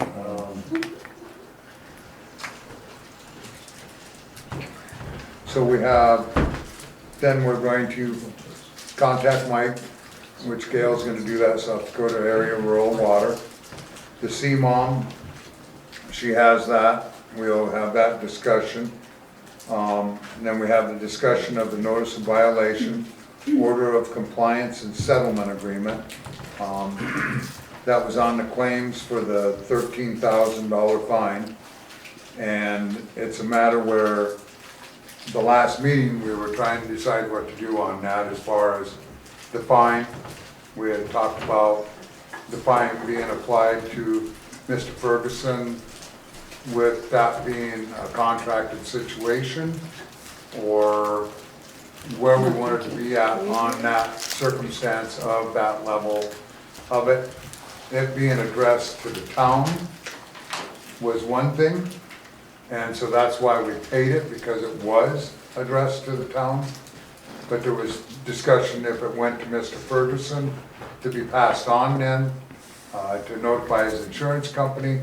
I mean, we discussed several elements on that. So we had offered that with that creation, that if he found other factual information that could be used to apply to DA&R to show reason that we should not be fined for them monies, then he could provide that factual information. We thought we had found some factual information, and then learned after we went into the land application agreement that all the information was in that. So at that point, Mr. Haig had contacted the AG's office, and I signed the agreement for the violation. It was sent, and then it was discussed that the violation monies would be put on to this claims list to satisfy that, to let them know that we're putting our best foot forward on this situation. Mr. Haig had negotiated it down from its original contents of 32,000 to 13,000. And there was a lot of other circumstances that are arrived with that agreement. And within that agreement, that if we don't follow certain compliances with that, that each one of them fines could be $2,500 per fine, or if it's involved with EPA, could be as much as $250,000. So that's why we are in circumstances of where we are and where we left it and where we're at in position now to decide. There was a motion and a second that night, that we move forward with, that it be applied to Mr. Ferguson. And then we go from there. Then we learn the other information and we held back on that. So now tonight is the night to bring forward what the board feels in essence of where we're at on that. And I guess I'll start with Mr. Haig and his feelings and then roll back through the board. Well, number one, I want to make clear that I did, regardless of the information having, and we were talking, we thought there might be some exculpatory type of information there that we could really go back to them and say, hey, where's the violation? But shortly thereafter, you'd called the next day and said, we found it. So, but regardless, I did take a run at the AG, and I told her that regardless of the standards and exceeding those standards, because that's peer review, we did get approval letters. So we got a lot of approval letters, and it's been represented to me that we had approval letters for each and every one of the land applications, if I recall. They actually, the last conversation that I had with Kyle was they were going to waive the equal eye requirements. That they were not going to use that. And that's where about 90% of the problem was we were out of compliance on the equal eye numbers. We have never been in compliance and can't be in the situation we have. So regardless what happens, they even, matter of fact, told me they didn't need an equal eye test when we pumped this time. The way that ties in, I think, is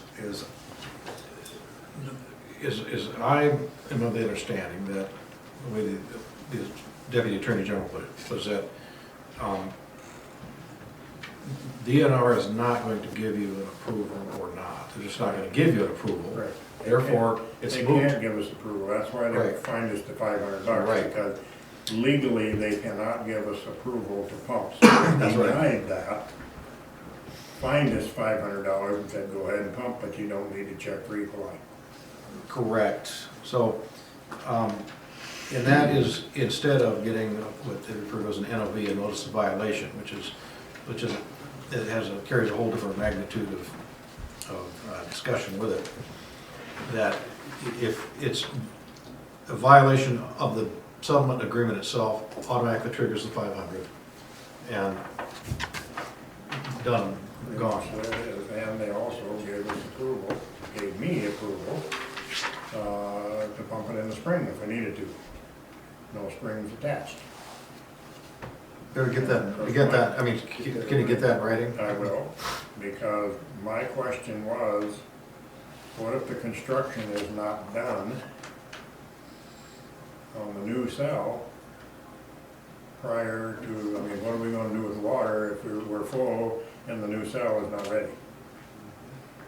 Right. And so we've discussed that. And so we're willing to waive the equal eye again and permit you to land apply, not discharge, land apply in May or whatever, before May if need be.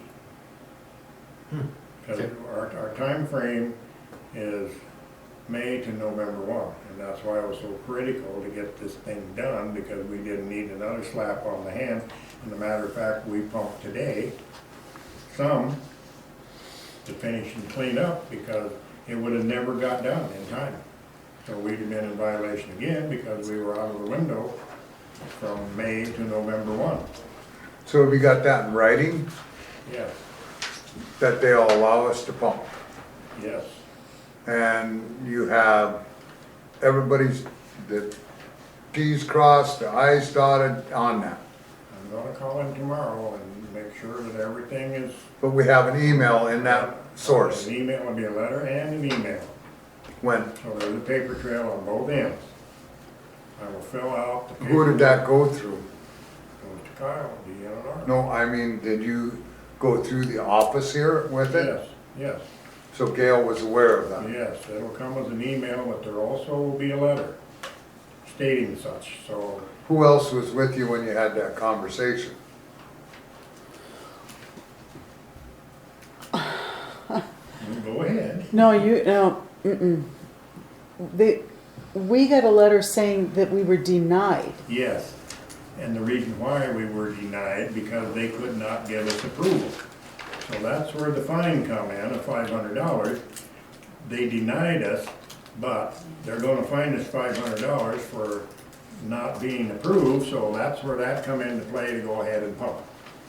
But we don't have anything on this spring, and that's been our biggest, I will have it, I will get it. but our biggest thing, Mr. Ferguson, has been, once again, the communication. You can't do this as a contractor and call without either Gail and Linda or Vicky sitting in the same room, recording that conversation. That's what's gotten us in trouble in this whole circumstance. We actually recorded that, Gail and I did that conversation. We recorded all of them. So we do have all of that documented, and they are going to send an email. Yes. Because without that involvement, like I say, we need to have that accountability. You have that, I'm sorry, Chuck, I hate to say it, I don't recall them saying they were gonna send us an email. I guess I didn't hear him say that he would send an email, but he Well, did that say was that one we big could punch question. it out. One of the situations we had with each other was that the letter wasn't enough, and we were requesting an email besides to have a paper trail to the office. We have not received that. Well, probably not yet, because I need to call him tomorrow and tell him that we have completed, and we need it in writing, an email or whatever they're gonna do, that the conversation we had to approve to pump in the spring, and that they're going to waive the equalize. so we need, Either. like I say, when that, Well, go ahead. they waived the E. coli test because we'd already done one, just like 3 weeks ago or whenever it was. That's why they waived the E. They were coli. gonna use those results. Correct. He told me not to do another E. coli test. He said, you can if you want to, but we are waiving the maximum on the E. coli because you can't meet it regardless what you do. Correct. That is correct. Well, I'm just saying, whenever any call is made, it has to be made with three. Never one-on-one sitting I in was your sitting truck. right there and there was 2 other people was listening to the conversation. Like I say, we just have to do it that way. Every conversation, anything that's involved. Otherwise, it's the severity of this and every portion of what Mr. Hague is trying to do and bring this together is so crucial that one misstep will take us backwards to square A once again. That's the whole development of why this is so crucial. I mean, the test of when they violated us, which I was reading back through that again today on all of them charges, was that we didn't test, that we didn't communicate, and we didn't have the letter of approval. And whether you say, he say, is a he say, she said, and that's it. We have no documentation to back it up. Linda was actually in on one of those conversations that we had with Kyle when I asked him about what if the new cell is not done, how do we manage the pumping between now and then? Not Correct. counting this pumping. And he indicated that they would give us permission to pump in the spring. Correct. If the cell was not done. She was sitting right there, heard it. Correct, that part I am. I'm talking about back when we got this $32,000 fine, is when, what they're basing their findings off is, we did not follow protocol. We did not have the paper trail. We did not have the test to properly move forward, and we moved forward. And even though you may have had a conversation, none of that is documented. And we have no proof to that effect to be able to defend ourselves. And so that's why we're here now, deciding how to apply this $13,000. So, Mr. Chairman, the bottom line is I didn't really have a lot to refute, except to appeal to their good graces on the assurance that whatever amounts were saved in the fine would most certainly be able to be definitely used in the remediation efforts of the ponds. So that's what EPA and DNR like to hear, that there's going to be a very constructive approach to it. Now, I did take another run at her with regard to getting it lowered even more based on those conversations we had about, having received approvals and giving her assurance, and she just said, Kent, I'll tell you, she goes, I was surprised that DNR agreed to lower it to 13, given the history and everything. But when there's multiple violations, meaning more than 2, EPA will start taking exception to it, even if we did not assess a fine. So we will go from the 32 down to 13, but that's the absolute best we can do, and she said I'm surprised they actually went that far. I'm not, because they did it to us before. I mean, we had. That's the whole point. They did it to us before, and this is another time now. So we screwed them the first time, now we're screwing them a second time. That's the whole problem, that's the whole point. It's been building up for years, it hasn't been just in the last year. No, it has not, but we have a long history. Between the violations on the equalize, it's happened every time. We never have ever met because we don't have the retention time. Right. So consequently, we've been in violation for the last 5 years, 6 years. Right. It's like,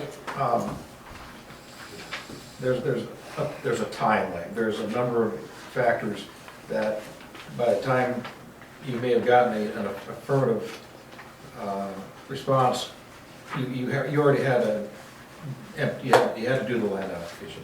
There are a number of circumstances there. So I guess the bottom line is,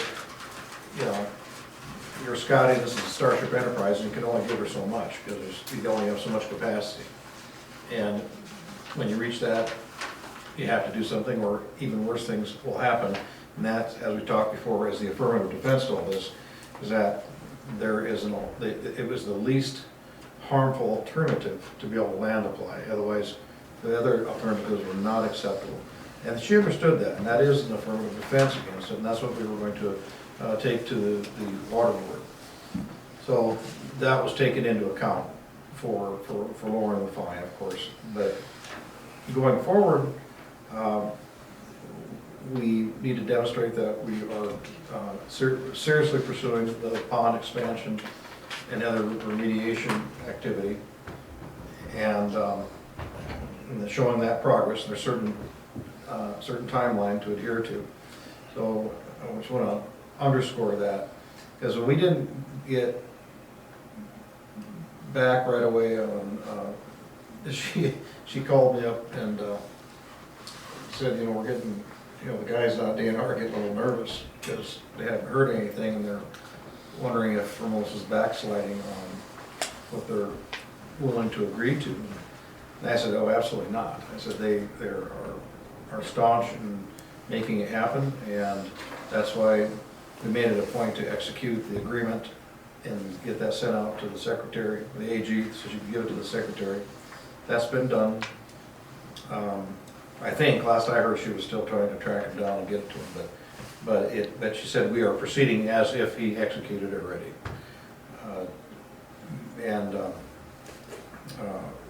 With the approval of the claims tonight, that's another clear indication of the good faith action towards it. So I think we're continuing on the good, growing in the good graces. You had a question as to whether or not Chuck should be responsible for some of this. You look at it two ways. I think it could have each land application been handled a little differently so as to facilitate the approval process a little better. It should have been monitored more, so we could have caught it earlier in that particular circumstance. I don't know. I wasn't there. I don't pretend to know. However, it is, I think, relatively accepted that we're at or over capacity at this time.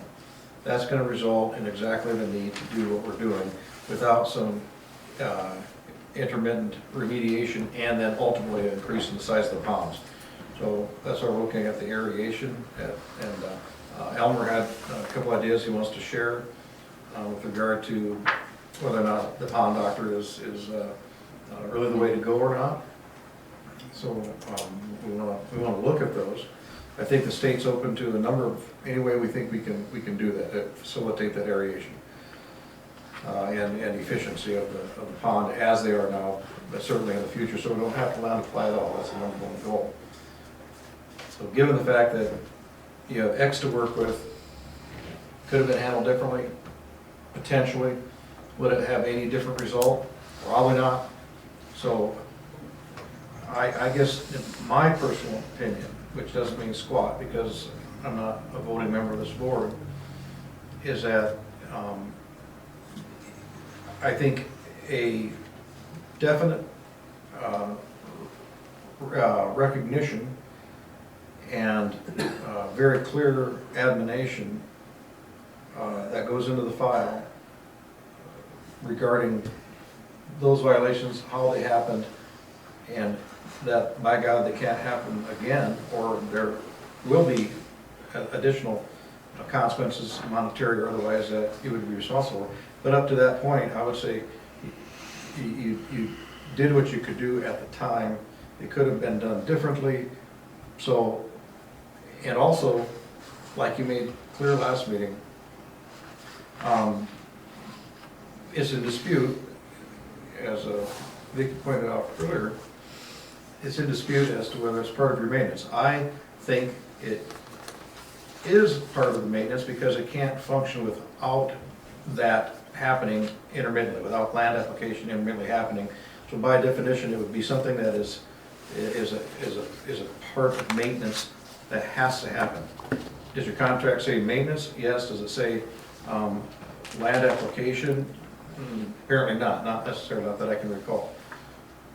So all things considered, long-winded answer, and I apologize, but all things considered, I would think that as long as there's a admonition in the file that says don't let it happen again, and if you have a time like just recently that you need to land apply, that it goes through the board or through a board member as you so agree and direct.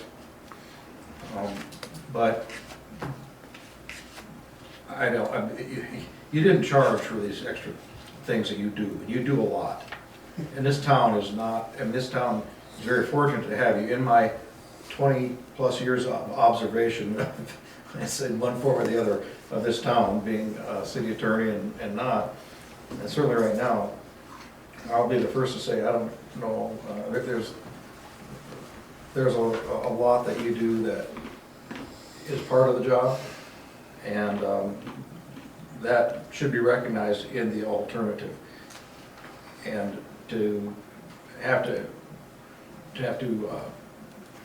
strap on a fine of $3,000, $10,000, $13,000, whatever it is, would be probably in the long run not a good choice for the board to impose that. Again, just my opinion. That's all the charges. I guess my rebuttal to that would be is the finance officers over several years have discussed it with me, the amount of work that is done that is not covered in the contract. If the contract was written stringent enough to cover everything, it would take you and your whole staff about 6 months to write it. So, but consequently, I think it's unfair to throw me under the bus on the fact that we did not have the capacity to handle the amount of water that that thing was receiving. It is not my fault that we didn't have that capacity. I did what I had to do to save the town's bacon. And if you want to talk about fines and problems that happen, let that sewer water back up and plow out of a manhole somewhere. You think that's a bad fine? Just have one of those deals happen.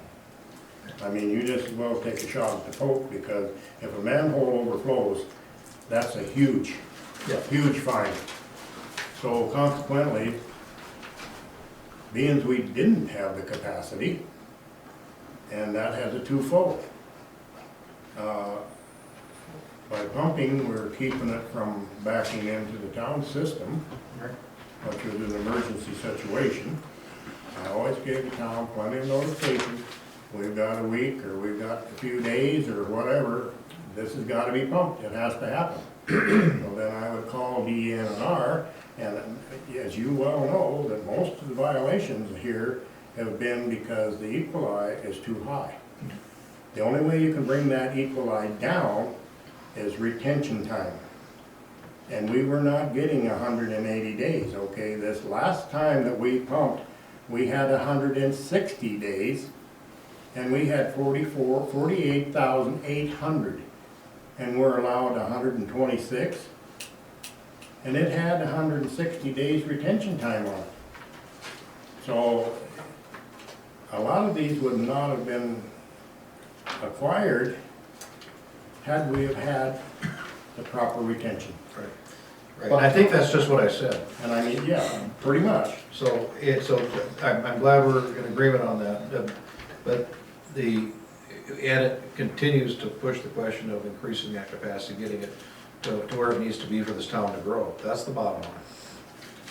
But E. coli wasn't the only thing that was the issue here. You said most of it was, but it's still not all of it, because there are reports that were supposed to be submitted that were not submitted, and they are supposed to be submitted by the person who does land application, because they have to land apply and then submit the reports. They weren't One of the done. violations was that the ground sample was not. Please let Brett. I'm not go talking here. about a grab sample, I'm talking about reports that it specifically states should have been submitted that were not submitted. Not a grab sample, these are actual reports that should be done. You did not do those. So regardless of whether or not we have the capacity here, yes, I understand that we don't have the capacity. It takes money to build a bigger lagoon. So to remedy that, you have to land apply. You chose to land apply, which means you need to do the reports that are required to that and not blame it on, oh, E. coli and all this other crap. Like, it needs to be, okay, I'm sorry, I did not submit these. You still haven't even admitted that you've done that, taken accountability for that. Oh, well, if the E. coli wasn't as high, E. coli isn't everything that was on there. We understand that the E. coli is high, that you can't do anything about it. That's not everything that's been written up here. And it's happened multiple times throughout all of these. So it's like you did it and then you kept doing it no matter what. Oh, well, the E. coli is too high, so it really doesn't matter. Hendrickson, No comment. Kramer, comment on what your feelings are with the positioning of the fine, or Can I retract that? right after After Kramer? Linda. Unless Kramer Well, wants you to go first. That doesn't matter.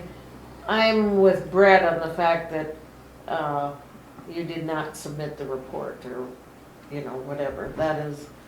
That is a big deal. And as for, you've done it often enough that you should have known that it was needed to be done. That being said, we all forget something once in a while. There's been a lot going on.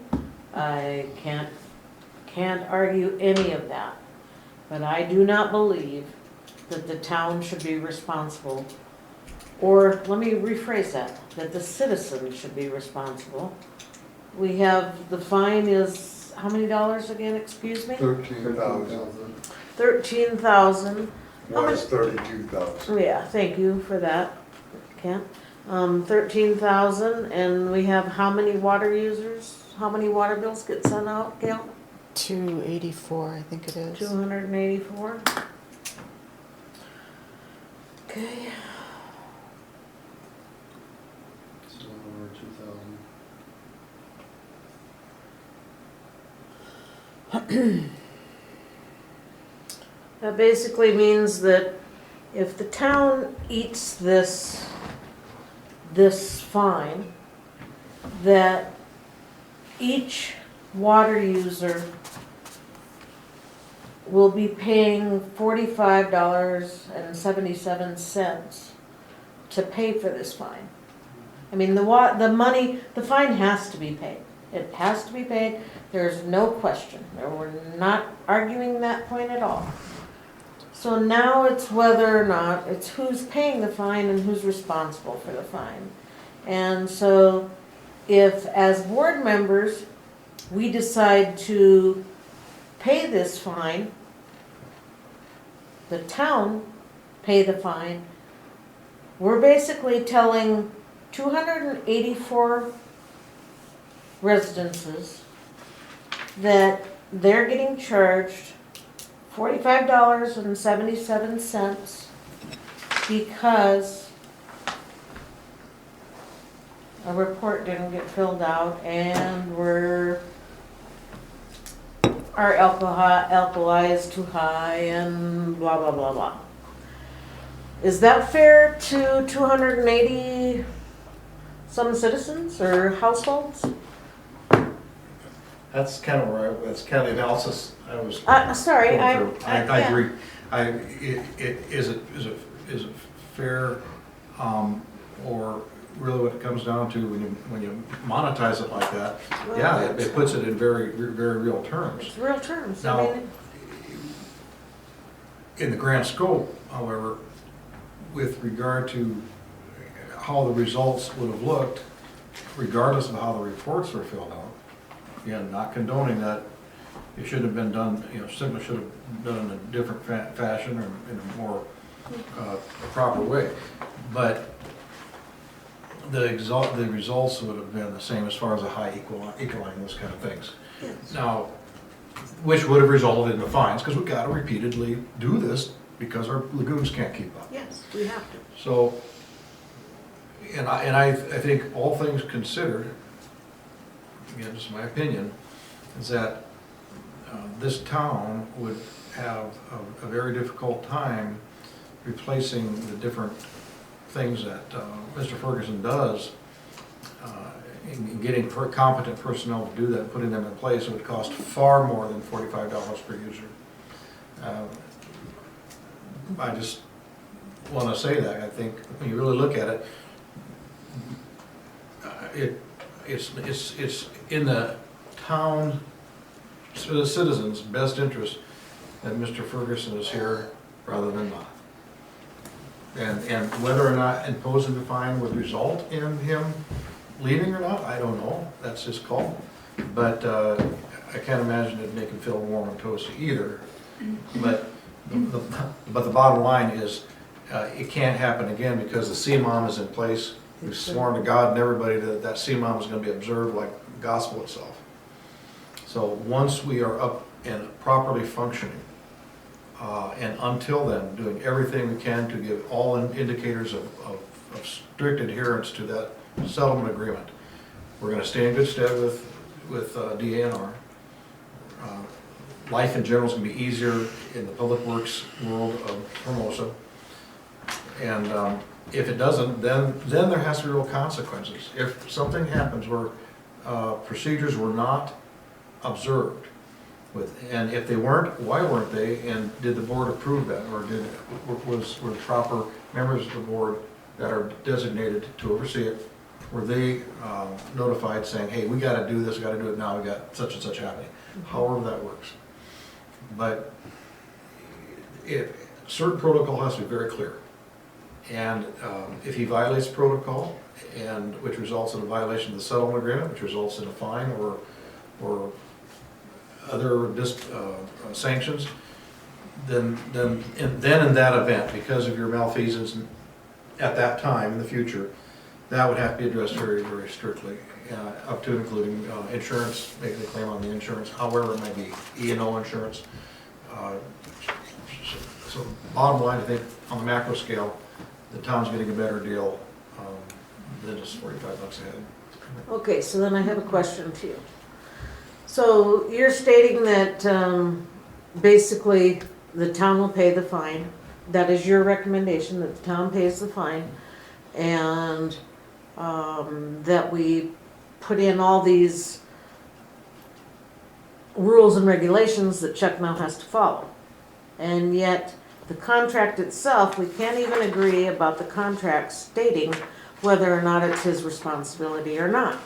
So, how do we, I mean, do we have to sit here and list in the motion that I would make to pay this fine? That under the circumstances that you now know that you do have to do the pumping, that you do not get paid for the pumping, that you fill out all the paperwork, that you do all the testing properly, that you blah, blah, blah, blah, blah, blah, blah, blah. How long is my list gonna be? Because the contract, you see what I'm saying? Yes, Thank you. the first two things is that, yes, the town has to pay the fine, it's the town that was received the fine.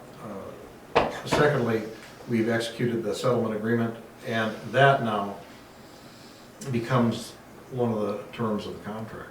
Instead of listing everything in the contract, it's very, if it isn't said already, and I have to refresh my memory, but very explicitly that Chuck or any public works employee must follow all aspects of the settlement agreement and the CMOM, period.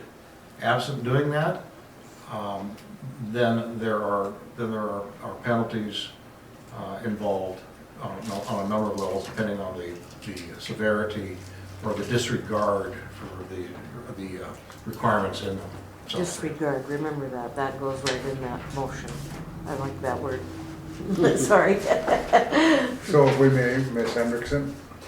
I agree with Kent, and pretty much that's what I would like to verbalize. I also wish to reiterate that the job that Chuck done is far beyond what his contract lists. I don't believe that you could find any other human being to come into this town and do what he does for less than $100,000 a year, if even that. And it would probably have to be divided into 2 to 3 different jobs. And there's another part of, at some point, when are you guys gonna figure out to be loyal to the people that work for you? That seems to be lacking in a lot of areas. He's not without fault, believe me, over the years. I know a great deal of his faults. Wanted to hurt him a couple times over some of them. But for the most part, his heart's in the right place. He looks out for this town beyond what any of us even sees, thinks, or believes. And I think there needs to be some loyalty and some dedication and some thank yous and hoorahs, in spite of the fact, okay, he didn't send a letter in. There's several things that feed into that. Wasn't intentional. He's in a situation that some of it he can't help, some of it's of our doing, some of it's fundages that are not in place to go ahead and build. So I think we all need to sit back and support our employee, our contracted employee, and rewrite the contract in detail so that there's no question in the future of, oh, well, maybe he should, maybe he didn't. Oh, I thought he was supposed to. Clear it up. And we discussed this. I know, it has been discussed. It has been. For many, Just many very- years, and Well, it it has is- been recently discussed, Mhm. so. Is there, Okay, what is the reason we did not expand the lagoons? well, we have, if you girls are done, I'll move forward. We have been working on expansion, we've bought the land, we've moved forward, but we've had the ability to land apply. And there has been tardiness in getting it done as fast as when it should be done. For this example, I stated it October 1. We need to work on it now. I have my meeting minutes, we can go back on the tape. We need to start now. Procrastination has been the problem. And we wait till the last minute, and then everybody comes through. Appreciation's been there for whom Mr. Ferguson has done for us and what we've had.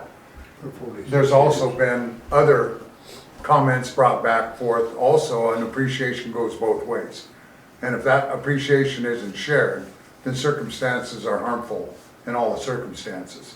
And what we've done, in the past, we have allowed Mr. Ferguson to do and call, and shame on us, DA&R, and handle the aspects because our lives are busy.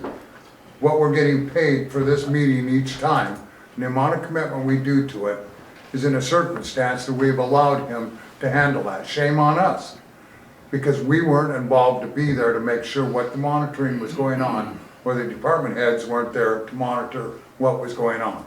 So shame on us.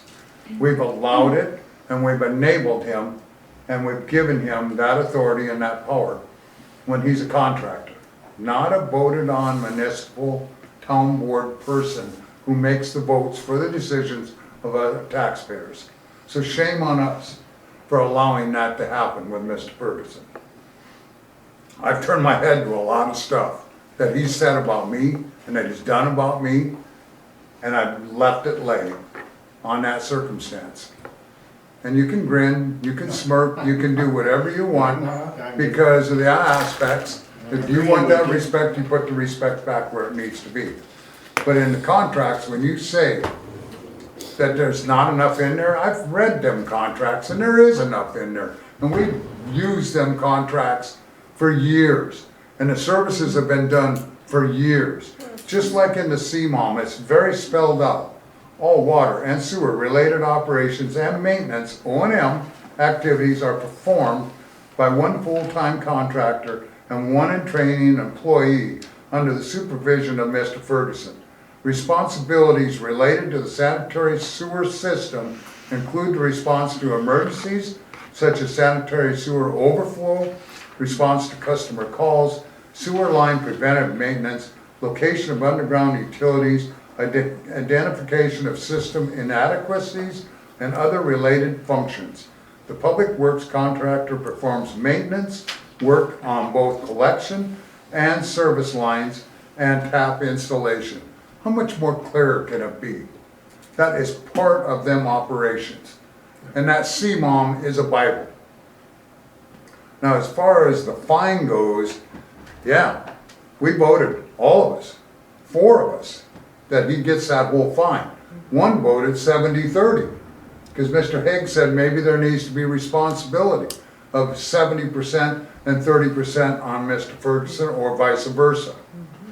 One person voted for that. So everybody voted that he should be equivalent to the fine. I did not. I wasn't. Yes, you did. I don't think so. So in them circumstances of that, that's where it was left at.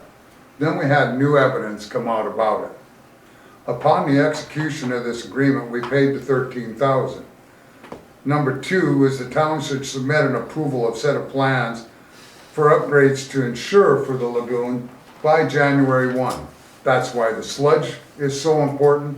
That's why the tests that have been asked by the engineer are important, so that this is submitted. That's part of it. Now, if we're going to have a denial or we're going to have rejection that he doesn't want to do this or put more roadblocks in the way as when he didn't want to pump because his feelings have been, relinquished on the whole situation of us and what we had made a decision on, well, where's the stance of faithfulness back and forth on that circumstance? No different than what I've been chastised for the last 2 years. And yet, where's my commitment been to this community? So it's a circumstance when we come down to that the town will commence this construction by June 1, that the town will hopefully have it completed by October 31, or there's fines associated every step of the way. No different than the fines that are associated for the land application. If we're not into compliance with that, fines that we have when we don't submit all of our reporting, all the way down from what they have spelled out, black and white. And then the agreement is accompanied. Yeah. There's a lot that's been done by Mr. Ferguson, good and bad, For 46 years, I might add. for good and bad. And if you'll let me finish and hold the floor, sir, I'd appreciate that. But in my opinion, I had a conversation with the attorney today as we were discussing several other items, and I said, once again, we're going to enable this situation where the circumstances should be. Yeah, affordability, he's been a contractor for all of these years and doing the job for the town of Hermosa. And it's always been stated, he may spend an hour being here a day, he may spend 8 hours being here on a day. Circumstances of what the job's involved.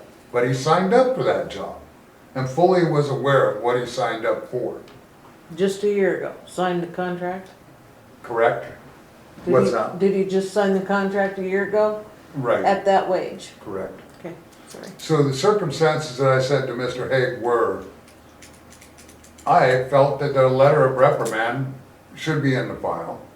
I felt, even though you criticized me left and right, that we don't fine the man, even though against my best interests after what's been said and what I get treated like, that we leave it alone because of the circumstances of what he has performed, because of the availability of people out there to fill that job position. But if the man doesn't cooperate with the CMOM report, he doesn't cooperate with what's asked as far as calling DNR on his own, southern, with rural water, with any of the conditions that are put in this Bible, as I read back through point blank again to make sure my mind and memory were on, that there be some consequences of fines.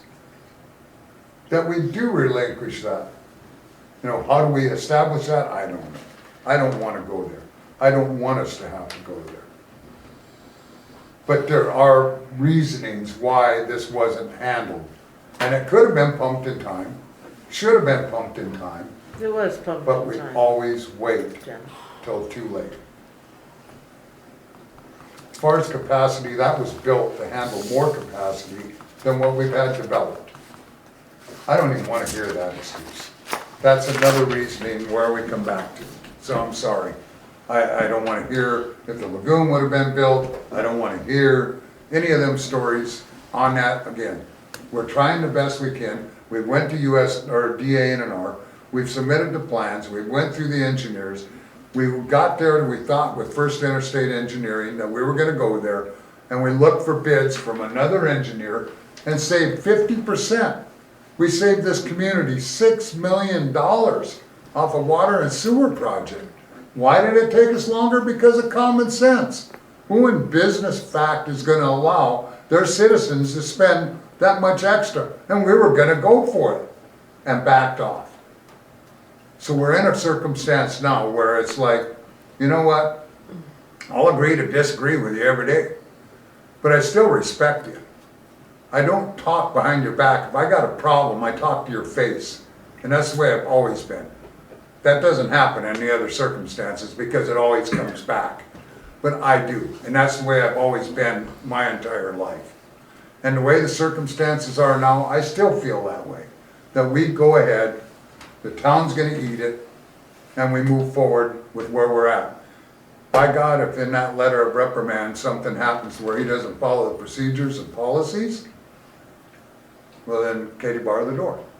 We look at what we need to do for the references on that circumstance.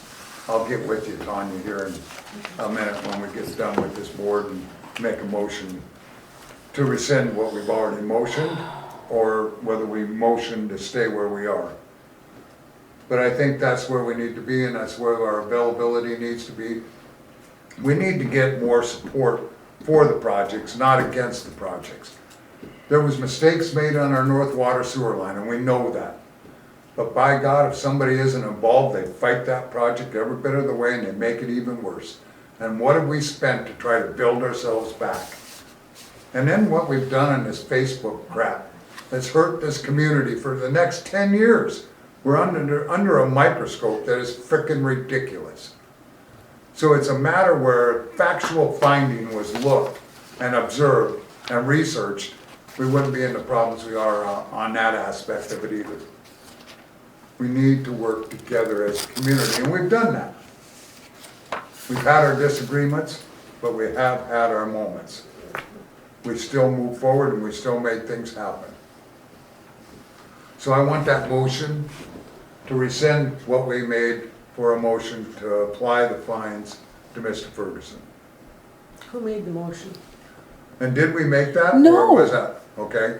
So I need a motion We now then. discussed it only? Yes, So no. I need a motion whether we're going to apply the fines or not gonna apply the fines. I'll make the motion to not apply.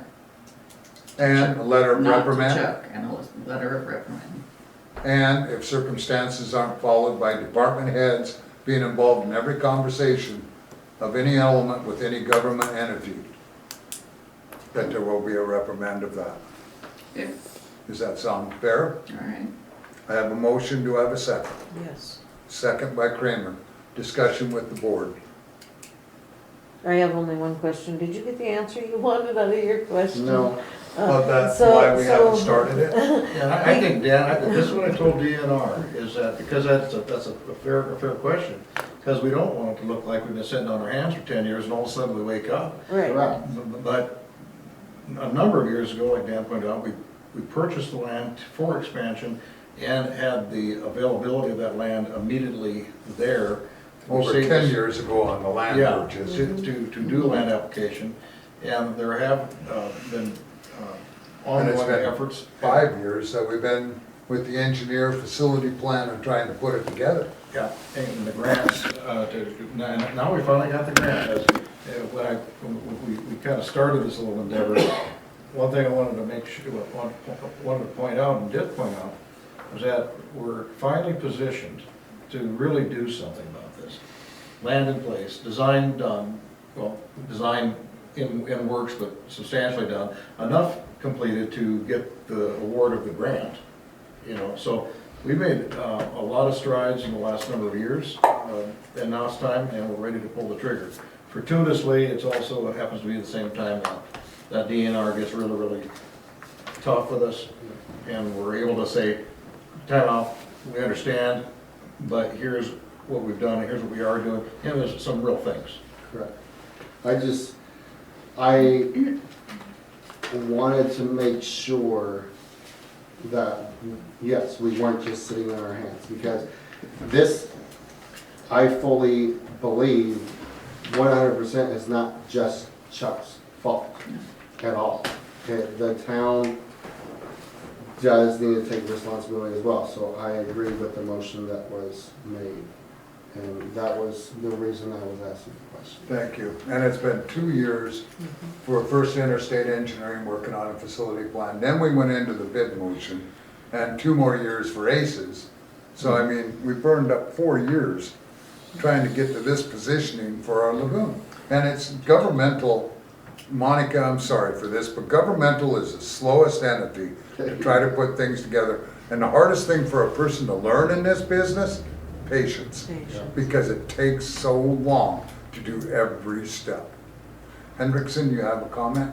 I would like to ask that the motion be reread. Oh, great. So what the motion was, is I love that, it. I knew she was gonna. the motion was to allow the board not to fine Mr. Ferguson for the DA&R land application penalty. Yep. And that a letter of reprimand goes in his file, and that any governmental discussion with DA&R or South Dakota Area Rural Water will be Any- involved with a staff board member, a finance officer, and Mr. Ferguson. Every conversation, there is no conversation, one entity alone. Right. That was the motion. And then he will get another reprimand letter. I had also that, Reprimand letter or penalty. He gets a reprimand letter now. There was a reprimand letter twice in that motion, though. Correct. And First, the first letter of reprimand goes in his file, but then if he does talk to anybody without a Any department movement at chair all. or a finance officer, then what is the, There would be another reprimand with a Right, letter that's- and possibly fines. all And the possibly fines, fine. all fines will go to him. That's how Okay. I see it. Yeah, penalty fines up to, but also penalties up to including termination of the position, of his position. okay, And I don't know if the wording on your land application was correct, because I would have to say it should do with the fine from before, what we've already, it's We're not not called a gonna go land, back. it's not called a land application fine, is it? That's kind of the way you made it sound. We're basically. See what I'm saying? Land discharge. Well, whatever it is, it's, I think you need, I just am saying you need to be more specific Okay. about that That- particular okay. fine. all right. Yes, and have that worded correctly, that's all. Okay, Are you okay now? Good? Just wanted it reread.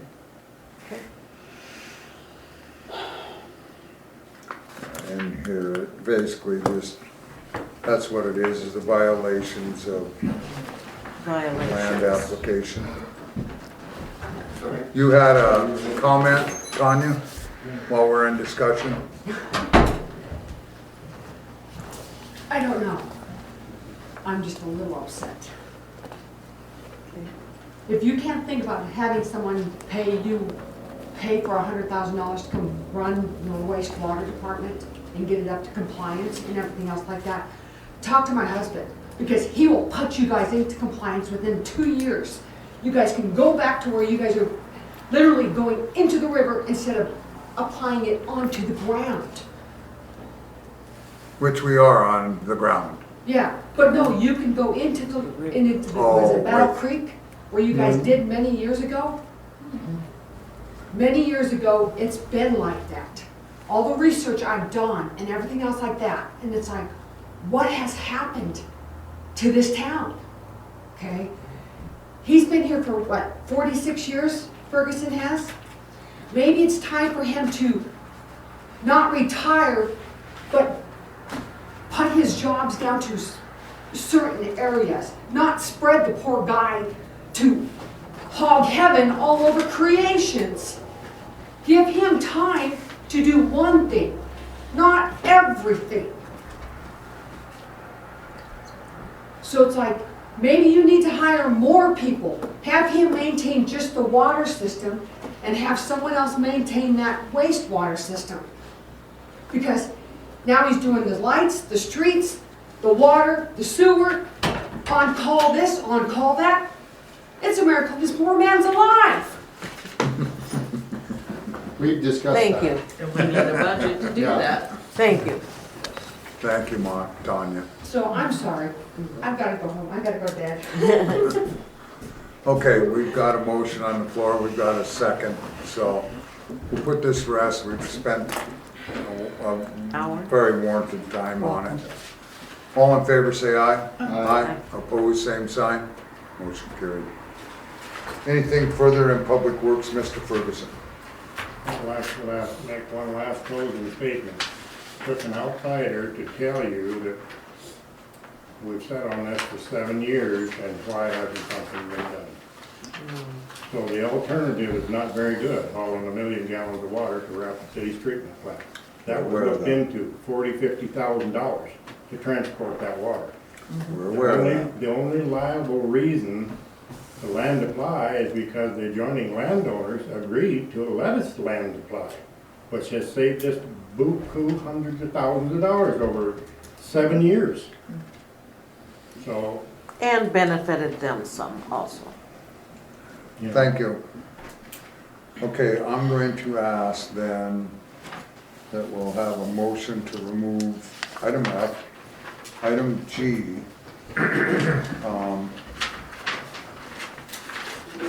We're gonna leave South Dakota Rural Water on, because follow-ups on that, and then once we find out from him, it'll bring us to another stage on that part of it, so. Motion to remove F and G. Second. I have Thomason made the motion, second by Hendrickson, all in favor say aye. Aye, opposed, same sign, motion carried. Finance Officer, Okay, thank you. I'd like to introduce y'all to Monica Service. She's taken over the position of the finance officer position. She's starting on Friday, and welcome. Good luck. Thank you. Yeah, I look turn- forward to work with all of you. Well, thank you after tonight, even today. Still want to stay? So we need an approval to get Monica on to the Pioneer Bank and Trust signature card. So moved. Second by Thomason. All in favor say aye. Aye, opposed, same sign, motion carried. Okay. And everything went flying colors on her background check, everything that Gail had done. And it's exciting to have Monica come into the position. I'm hoping, everything will go well. I appreciate Gail being here to be able to savor you like we expressed. Yes. I'm Gail sure. came into this blind and has had to do nothing and still learn something new every day. So there's a long path which will be exciting. And if you like the governmental age and the governmental pattern, it'll be just running through your veins. So I'm sure I have a lot to learn, but I look forward to it. welcome, thank you. Further, I'm sorry, Gail. That's okay. So the balance sheet is in the packet. I do want to say that I'm really concerned about the monies that are that have been spent as opposed to the monies that are being expended. And I don't know how else to put it other than that. I'm very concerned. We can't keep having bills the way we've had and be able to continue on. If you look at the general fund on the cash, we pulled in for the year-to-date debit is $470,000. We've spent $429,000. If you go down, let's just skip down. We'll skip down out of the bed, board, and booze, the FEMA, and the debt service because those are different kinds of accounts. But you've brought in for cash revenue $292,475,000, and you've spent $406,000, almost $407,000 in the water fund and in the sewer fund. Brought in $235,000 revenue and have spent almost $72,000. And then having bills like this every month, $55,000. I'm very highly concerned. That's all I can say on that. I'll go on to the Golden West account. I mean, this is a contract that you signed 3 years ago. It's coming up for the end of the 3 years. I think that Brett has offered to look at this contract to see if we can get rid of this contract. So that's a $565 a month savings that we could have. And I think we'd have to supplement it with something else. But before we had Golden West, we had ProTech, and I didn't really recall that we had really any problems with maintaining our system. And Brett has offered to look at these contracts and see what we can do to possibly not re-sign them. They'll be coming up for renewal in January. So what does G-Works offer for backup? Well, they don't have this kind of firewall. That isn't what they do. That's what I wondered. Yeah, Does no, G-Works offer any of that? They have a backup, but it's not going to be like they don't have a firewall or anything like that. They'll just have I think what I understand what they're going to have is like what we had with Banyan with ProTech. It was a hard drive backup is what I think it is. So I just got to get a little more information on that, but I think if we can get rid of this contract, I think that might be helpful to the town of some funds. Brett, are you still willing to do that? Yes, I'm That still was gonna time? look at it. Thank you. Okay. And I think too, as you get where more and more of this, Tanya will be able to start feeling it with you. But we knew when this was signed, or Monica, I'm sorry, that we had concerns about the backup and about the monthly fee that we were gaining. And I thought there was other options that we looked at for backup other than our own hard drive. What are on you it. backing up? All of the documents are hard drives, Okay, or the hard drive. We have a shared network. okay. How big is it, do you know? Mm-mm. All right, I'll come look at all that stuff, figure out some disparate solutions. So probably tomorrow or Friday, I will come over and sit down with you and talk to you about exactly what we need. Friday, I have a new person starting and doing forms and things like that. And Thursday? Thursday would be better. Thursday would be Well, and even Friday, if you're all What three about involved. tomorrow? Will tomorrow be okay or no? Tomorrow would work too. Okay, it'll probably be tomorrow afternoon then, I'll come by, probably around 3 o'clock. Okay, all right. We'll come by and figure out exactly what all we need and get all that stuff together. Okay. That'll be helpful. Cause this is what we're paying on the month, correct? We pay, it's These $565 two here. a month. Firewall No, backup. that's for Email. firewall backup. and Yeah. Email and all that stuff, but Mhm. still. even with I mean, it's a firewall- great package and very secure, very safe, very sound. It is, but I don't think that that is our I don't think that's our, why I'm really concerned about the monthly bills. That's not one of them, but if we have to start trying to figure out how to save some money, this could be one of them.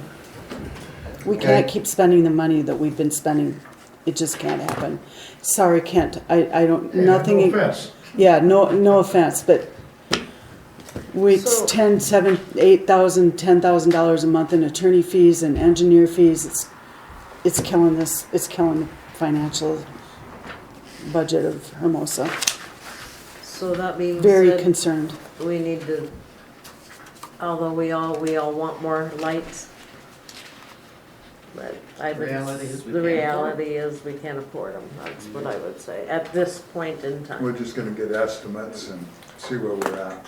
Why bother getting the estimates if we can't, we're already this far below, I I'm think sorry. it's more the future planning, so we know what we have to do for wiring. So if they're doing anything for the power poles, wiring, or changes, that we're prepared for it and they know what we wanna do.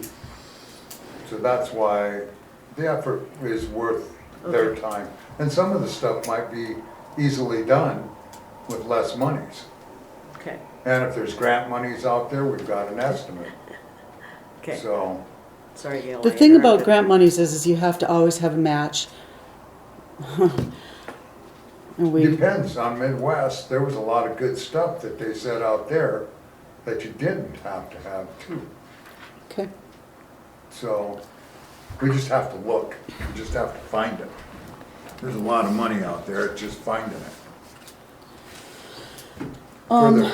Further, the South Dakota Public Assurance Alliance, that's the insurance that you all had me look at. One of the things is that we talked about increasing the town office from $560-some thousand to $750,000. I'll just quickly read this. The replacement cost value is $556. The next property survey is slated for 2023. At the next survey, you're going to be asked to right-size the number, meaning that the city will be asked to bring the current statement of values number to be at or above the safety benefits. We've decided, that's why I kept it kept what the invoice was in the claims, that we're just gonna wait until that survey comes out in 2023, and then we'll figure out if we need to, Because we what have we need to 2 do with our million values. coverage. Correct. If anything goes down. Mhm. So we're covered with everything on both sides. We're okay on the vehicles.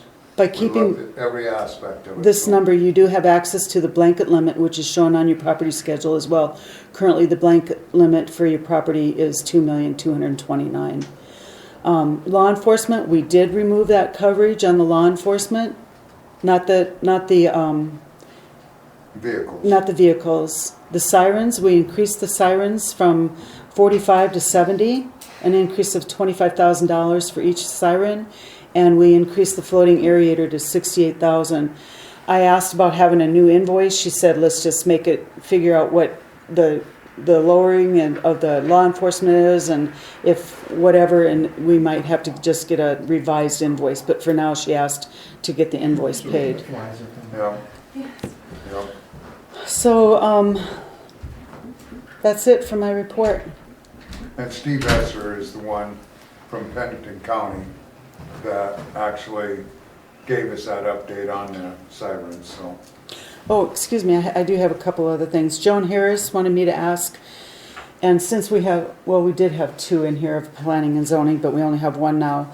We need comments on the hazard mitigation, and we need comments on the annexation letter. So that'll be coming up next week. You're having a work session on the 8th regarding, with those items on the work session. So I don't think she's heard from anybody except from, I think, you. Pardon? I don't think she's heard from anybody except you on the annexation letter. Right, And also the garbage sign. yep. And I So have that's my just a hazard reminder. half filled out. There's some of that you almost gotta do as a group on that. So, I think, in my opinion. On the mitigation? There's a lot of stuff I can answer and bring to it, but we're gonna have that, we're basically gonna have to go through it During the work and answers correct, so. Okay. So did you happen, we were gonna call for GenPro for estimates for generators and then look at the grant part of it for generators, pond doctors, meters through the Midwest Assistance Program. I don't know, I know our plates have been overflowing, but Yeah. that's, you've still got that on your wish list? I do. Good. It I was, had that. with Jill out last week, it was Yep, I a know. tough week. And G-Works, that was when, then? We'll start training, Jill's gonna start training utility billing next week. Okay.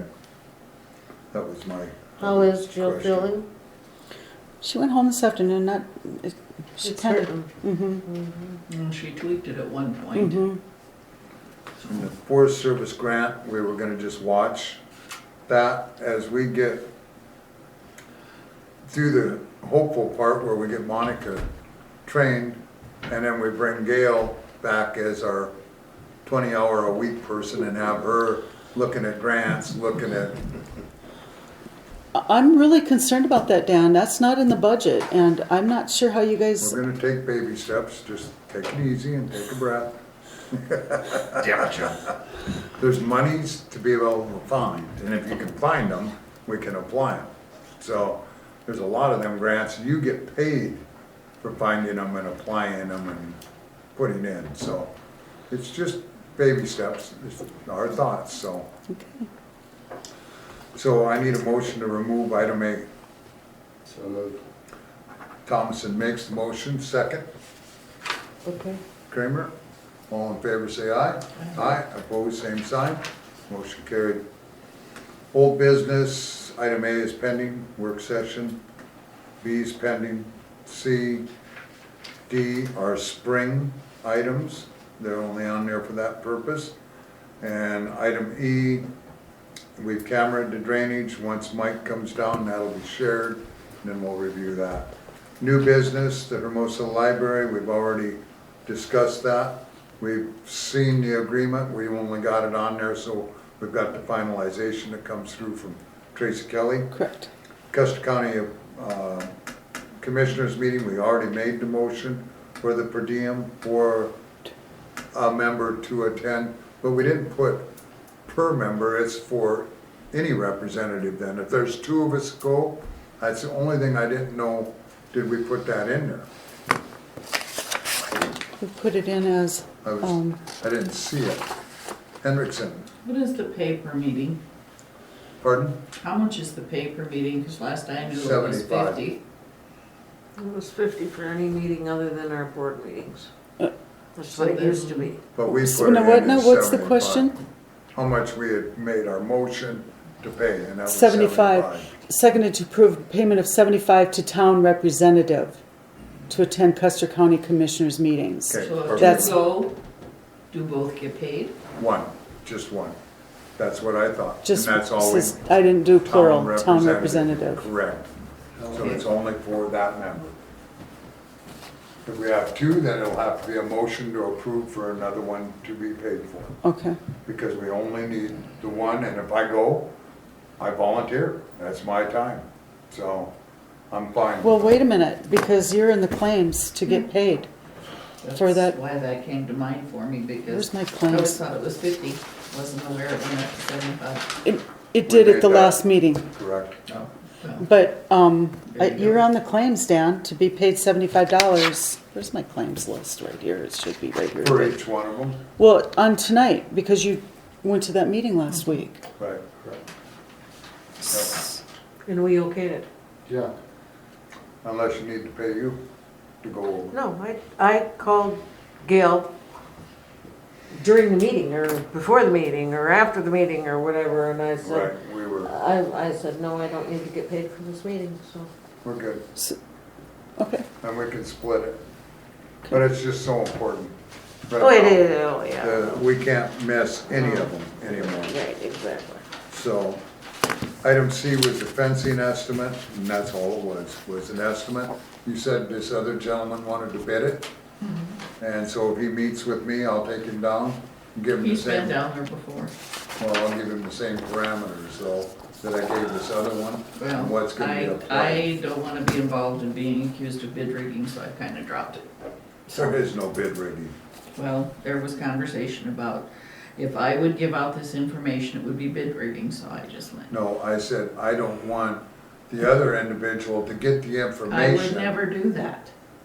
But I would just making a statement that it don't need to be handed to another individual. I want a Well, of course fairness.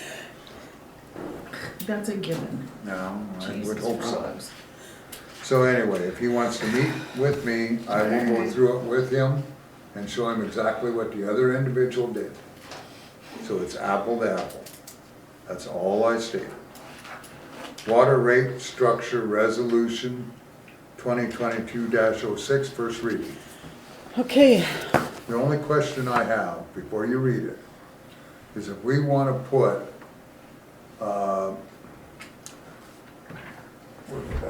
impact fees on the developments. Let's say, right now, we've raised everybody $10. So now with Preston's development coming in, we've already done an impact fee with the tap fees, where we're going to gain, at the original amount of homes at 120, we're gonna make $180,000 back above our 300,000 that we're also making. We're gonna make $480,000. So let's say in the water impact fees, as I was reading back, because there was concern about it, and in our comprehensive plan, we did mention that developers would be associated with impact fees.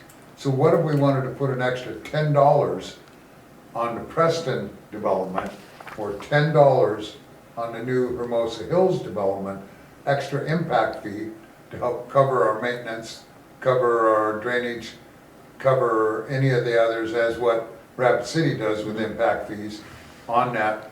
If we do this reading, does that impact fee need to be on there, or can it be associated in a separate motion? They can be associated with a separate motion. You understand where I'm headed with that, Mitch? No. Because what we've done on this water rate fee is we've raised everybody $10, out-of-town users, in-town users, and then we've raised our over the 3,000 gallon amounts. So for the developers out here, so that it doesn't impact our users in the town, and that we have, as we have new improvements, which the booster, or when we ever drill a new well, that this new development driven areas that don't impact our users now aren't paying extra, and that the developments are paying extra on them impact fees to relieve our present users. So that's why I didn't want to shoot ourselves in the foot, because I feel we need to be minimum $10 higher per rate on the out of towners, so it takes off of our regular user fees too. Shouldn't that be a separate resolution? Correct. That's what he just, so that'll be the next research that I want to Okay. do and put together, so, Okay. thank you. Now, you may, I'm sorry. Okay, that's okay, but before I start, I just want you to know that all resolutions are supposed to be read in entirety, and if you look, I've got columns and columns and columns, so I've gotten it okay from the attorney that what the columns indicate are that they go in increments that are listed down here in this paragraph, so the increments are listed. I'm just going to read the base rate. So Resolution 06-2022 Water Rate Structure, a resolution to establish water rates and charges for the municipality of Hermosa, Custer County, South Dakota. Be it resolved by the municipality of Hermosa, Custer County, South Dakota, that the owners or occupants connected with the Hermosa municipal water system shall pay for water consumed at the following rates. And this is base rate, 0 to 3,000 gallons. In-town residential is $41. In-town commercial is $65. North Hermosa water users is $56. Out-of-town residential is $75. Out-of-town commercial is $90. Each 1,000 gallons thereafter shall be calculated at the rate of $5 for in-town residential users, $6 for in-town commercial users, $10 for out-of-town residential users, and $12 for out-of-town commercial users. First reading, so, Resolutions are only read once. made motion. I'll make that. Hendrickson makes it, do I have a second? Second. Thomason seconds it, further discussion? Being none, all in favor say aye. Aye. Opposed, same sign. Motion carried. Thank you. Next item is E, hazard mitigation, the November 8th work session, as Gail just reminded us of.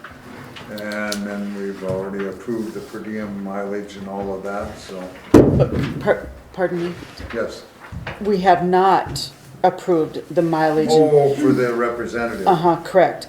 And Joan asked that she wants $75 per meeting plus mileage. Okay, I would make that motion.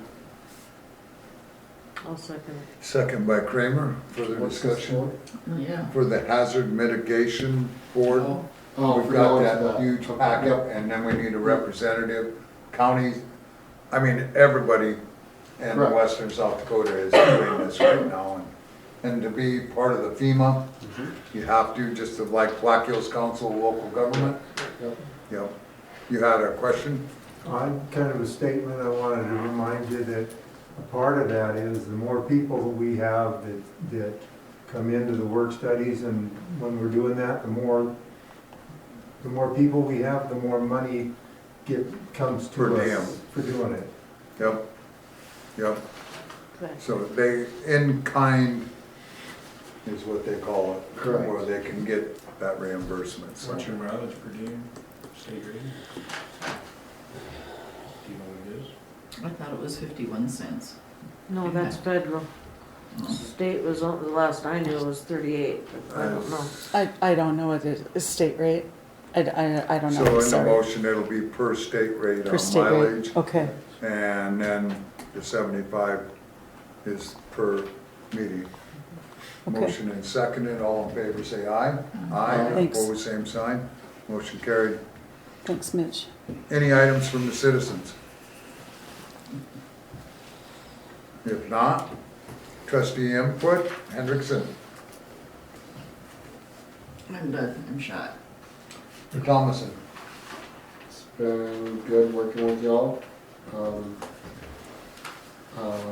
There should be a letter in the packet, or Dan has it, but this is gonna be my last night on the town board. I'm resigning officially. I don't have enough time to do this. I just got a promotion at my work and going through a whole bunch of more training and everything else, and I can't do the necessary research that I need to do and put the necessary time that I need to put into the town board and do my job.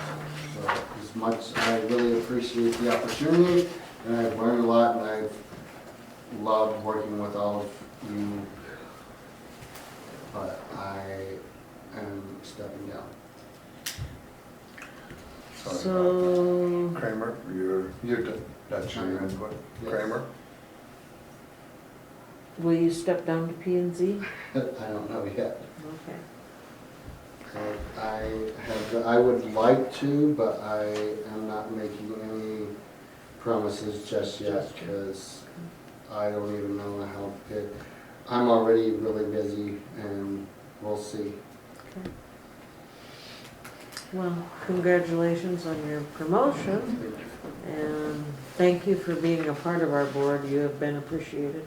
Thank you. Anything further? I read It's it. 51 cents. Okay, okay. Anything further, Kramer? Oh, for input? Yeah, No. okay. I want to thank Brett for all your service. You will be well missed. I've always appreciated your investigations, your straight across the board, your opinions, and I hope that you quickly move up to the next level, so you'll be working from home and you can come back to the board. So, and P and Z likewise, we always appreciate that. I hope tonight is awareness for all, and that we will continue to try to work together as a team and try to put things in a good fashion. I know our incomes and our bills have been more than what I've ever appreciated, but there's things going on with the A&R to whatever else we've had that are kicking our butts.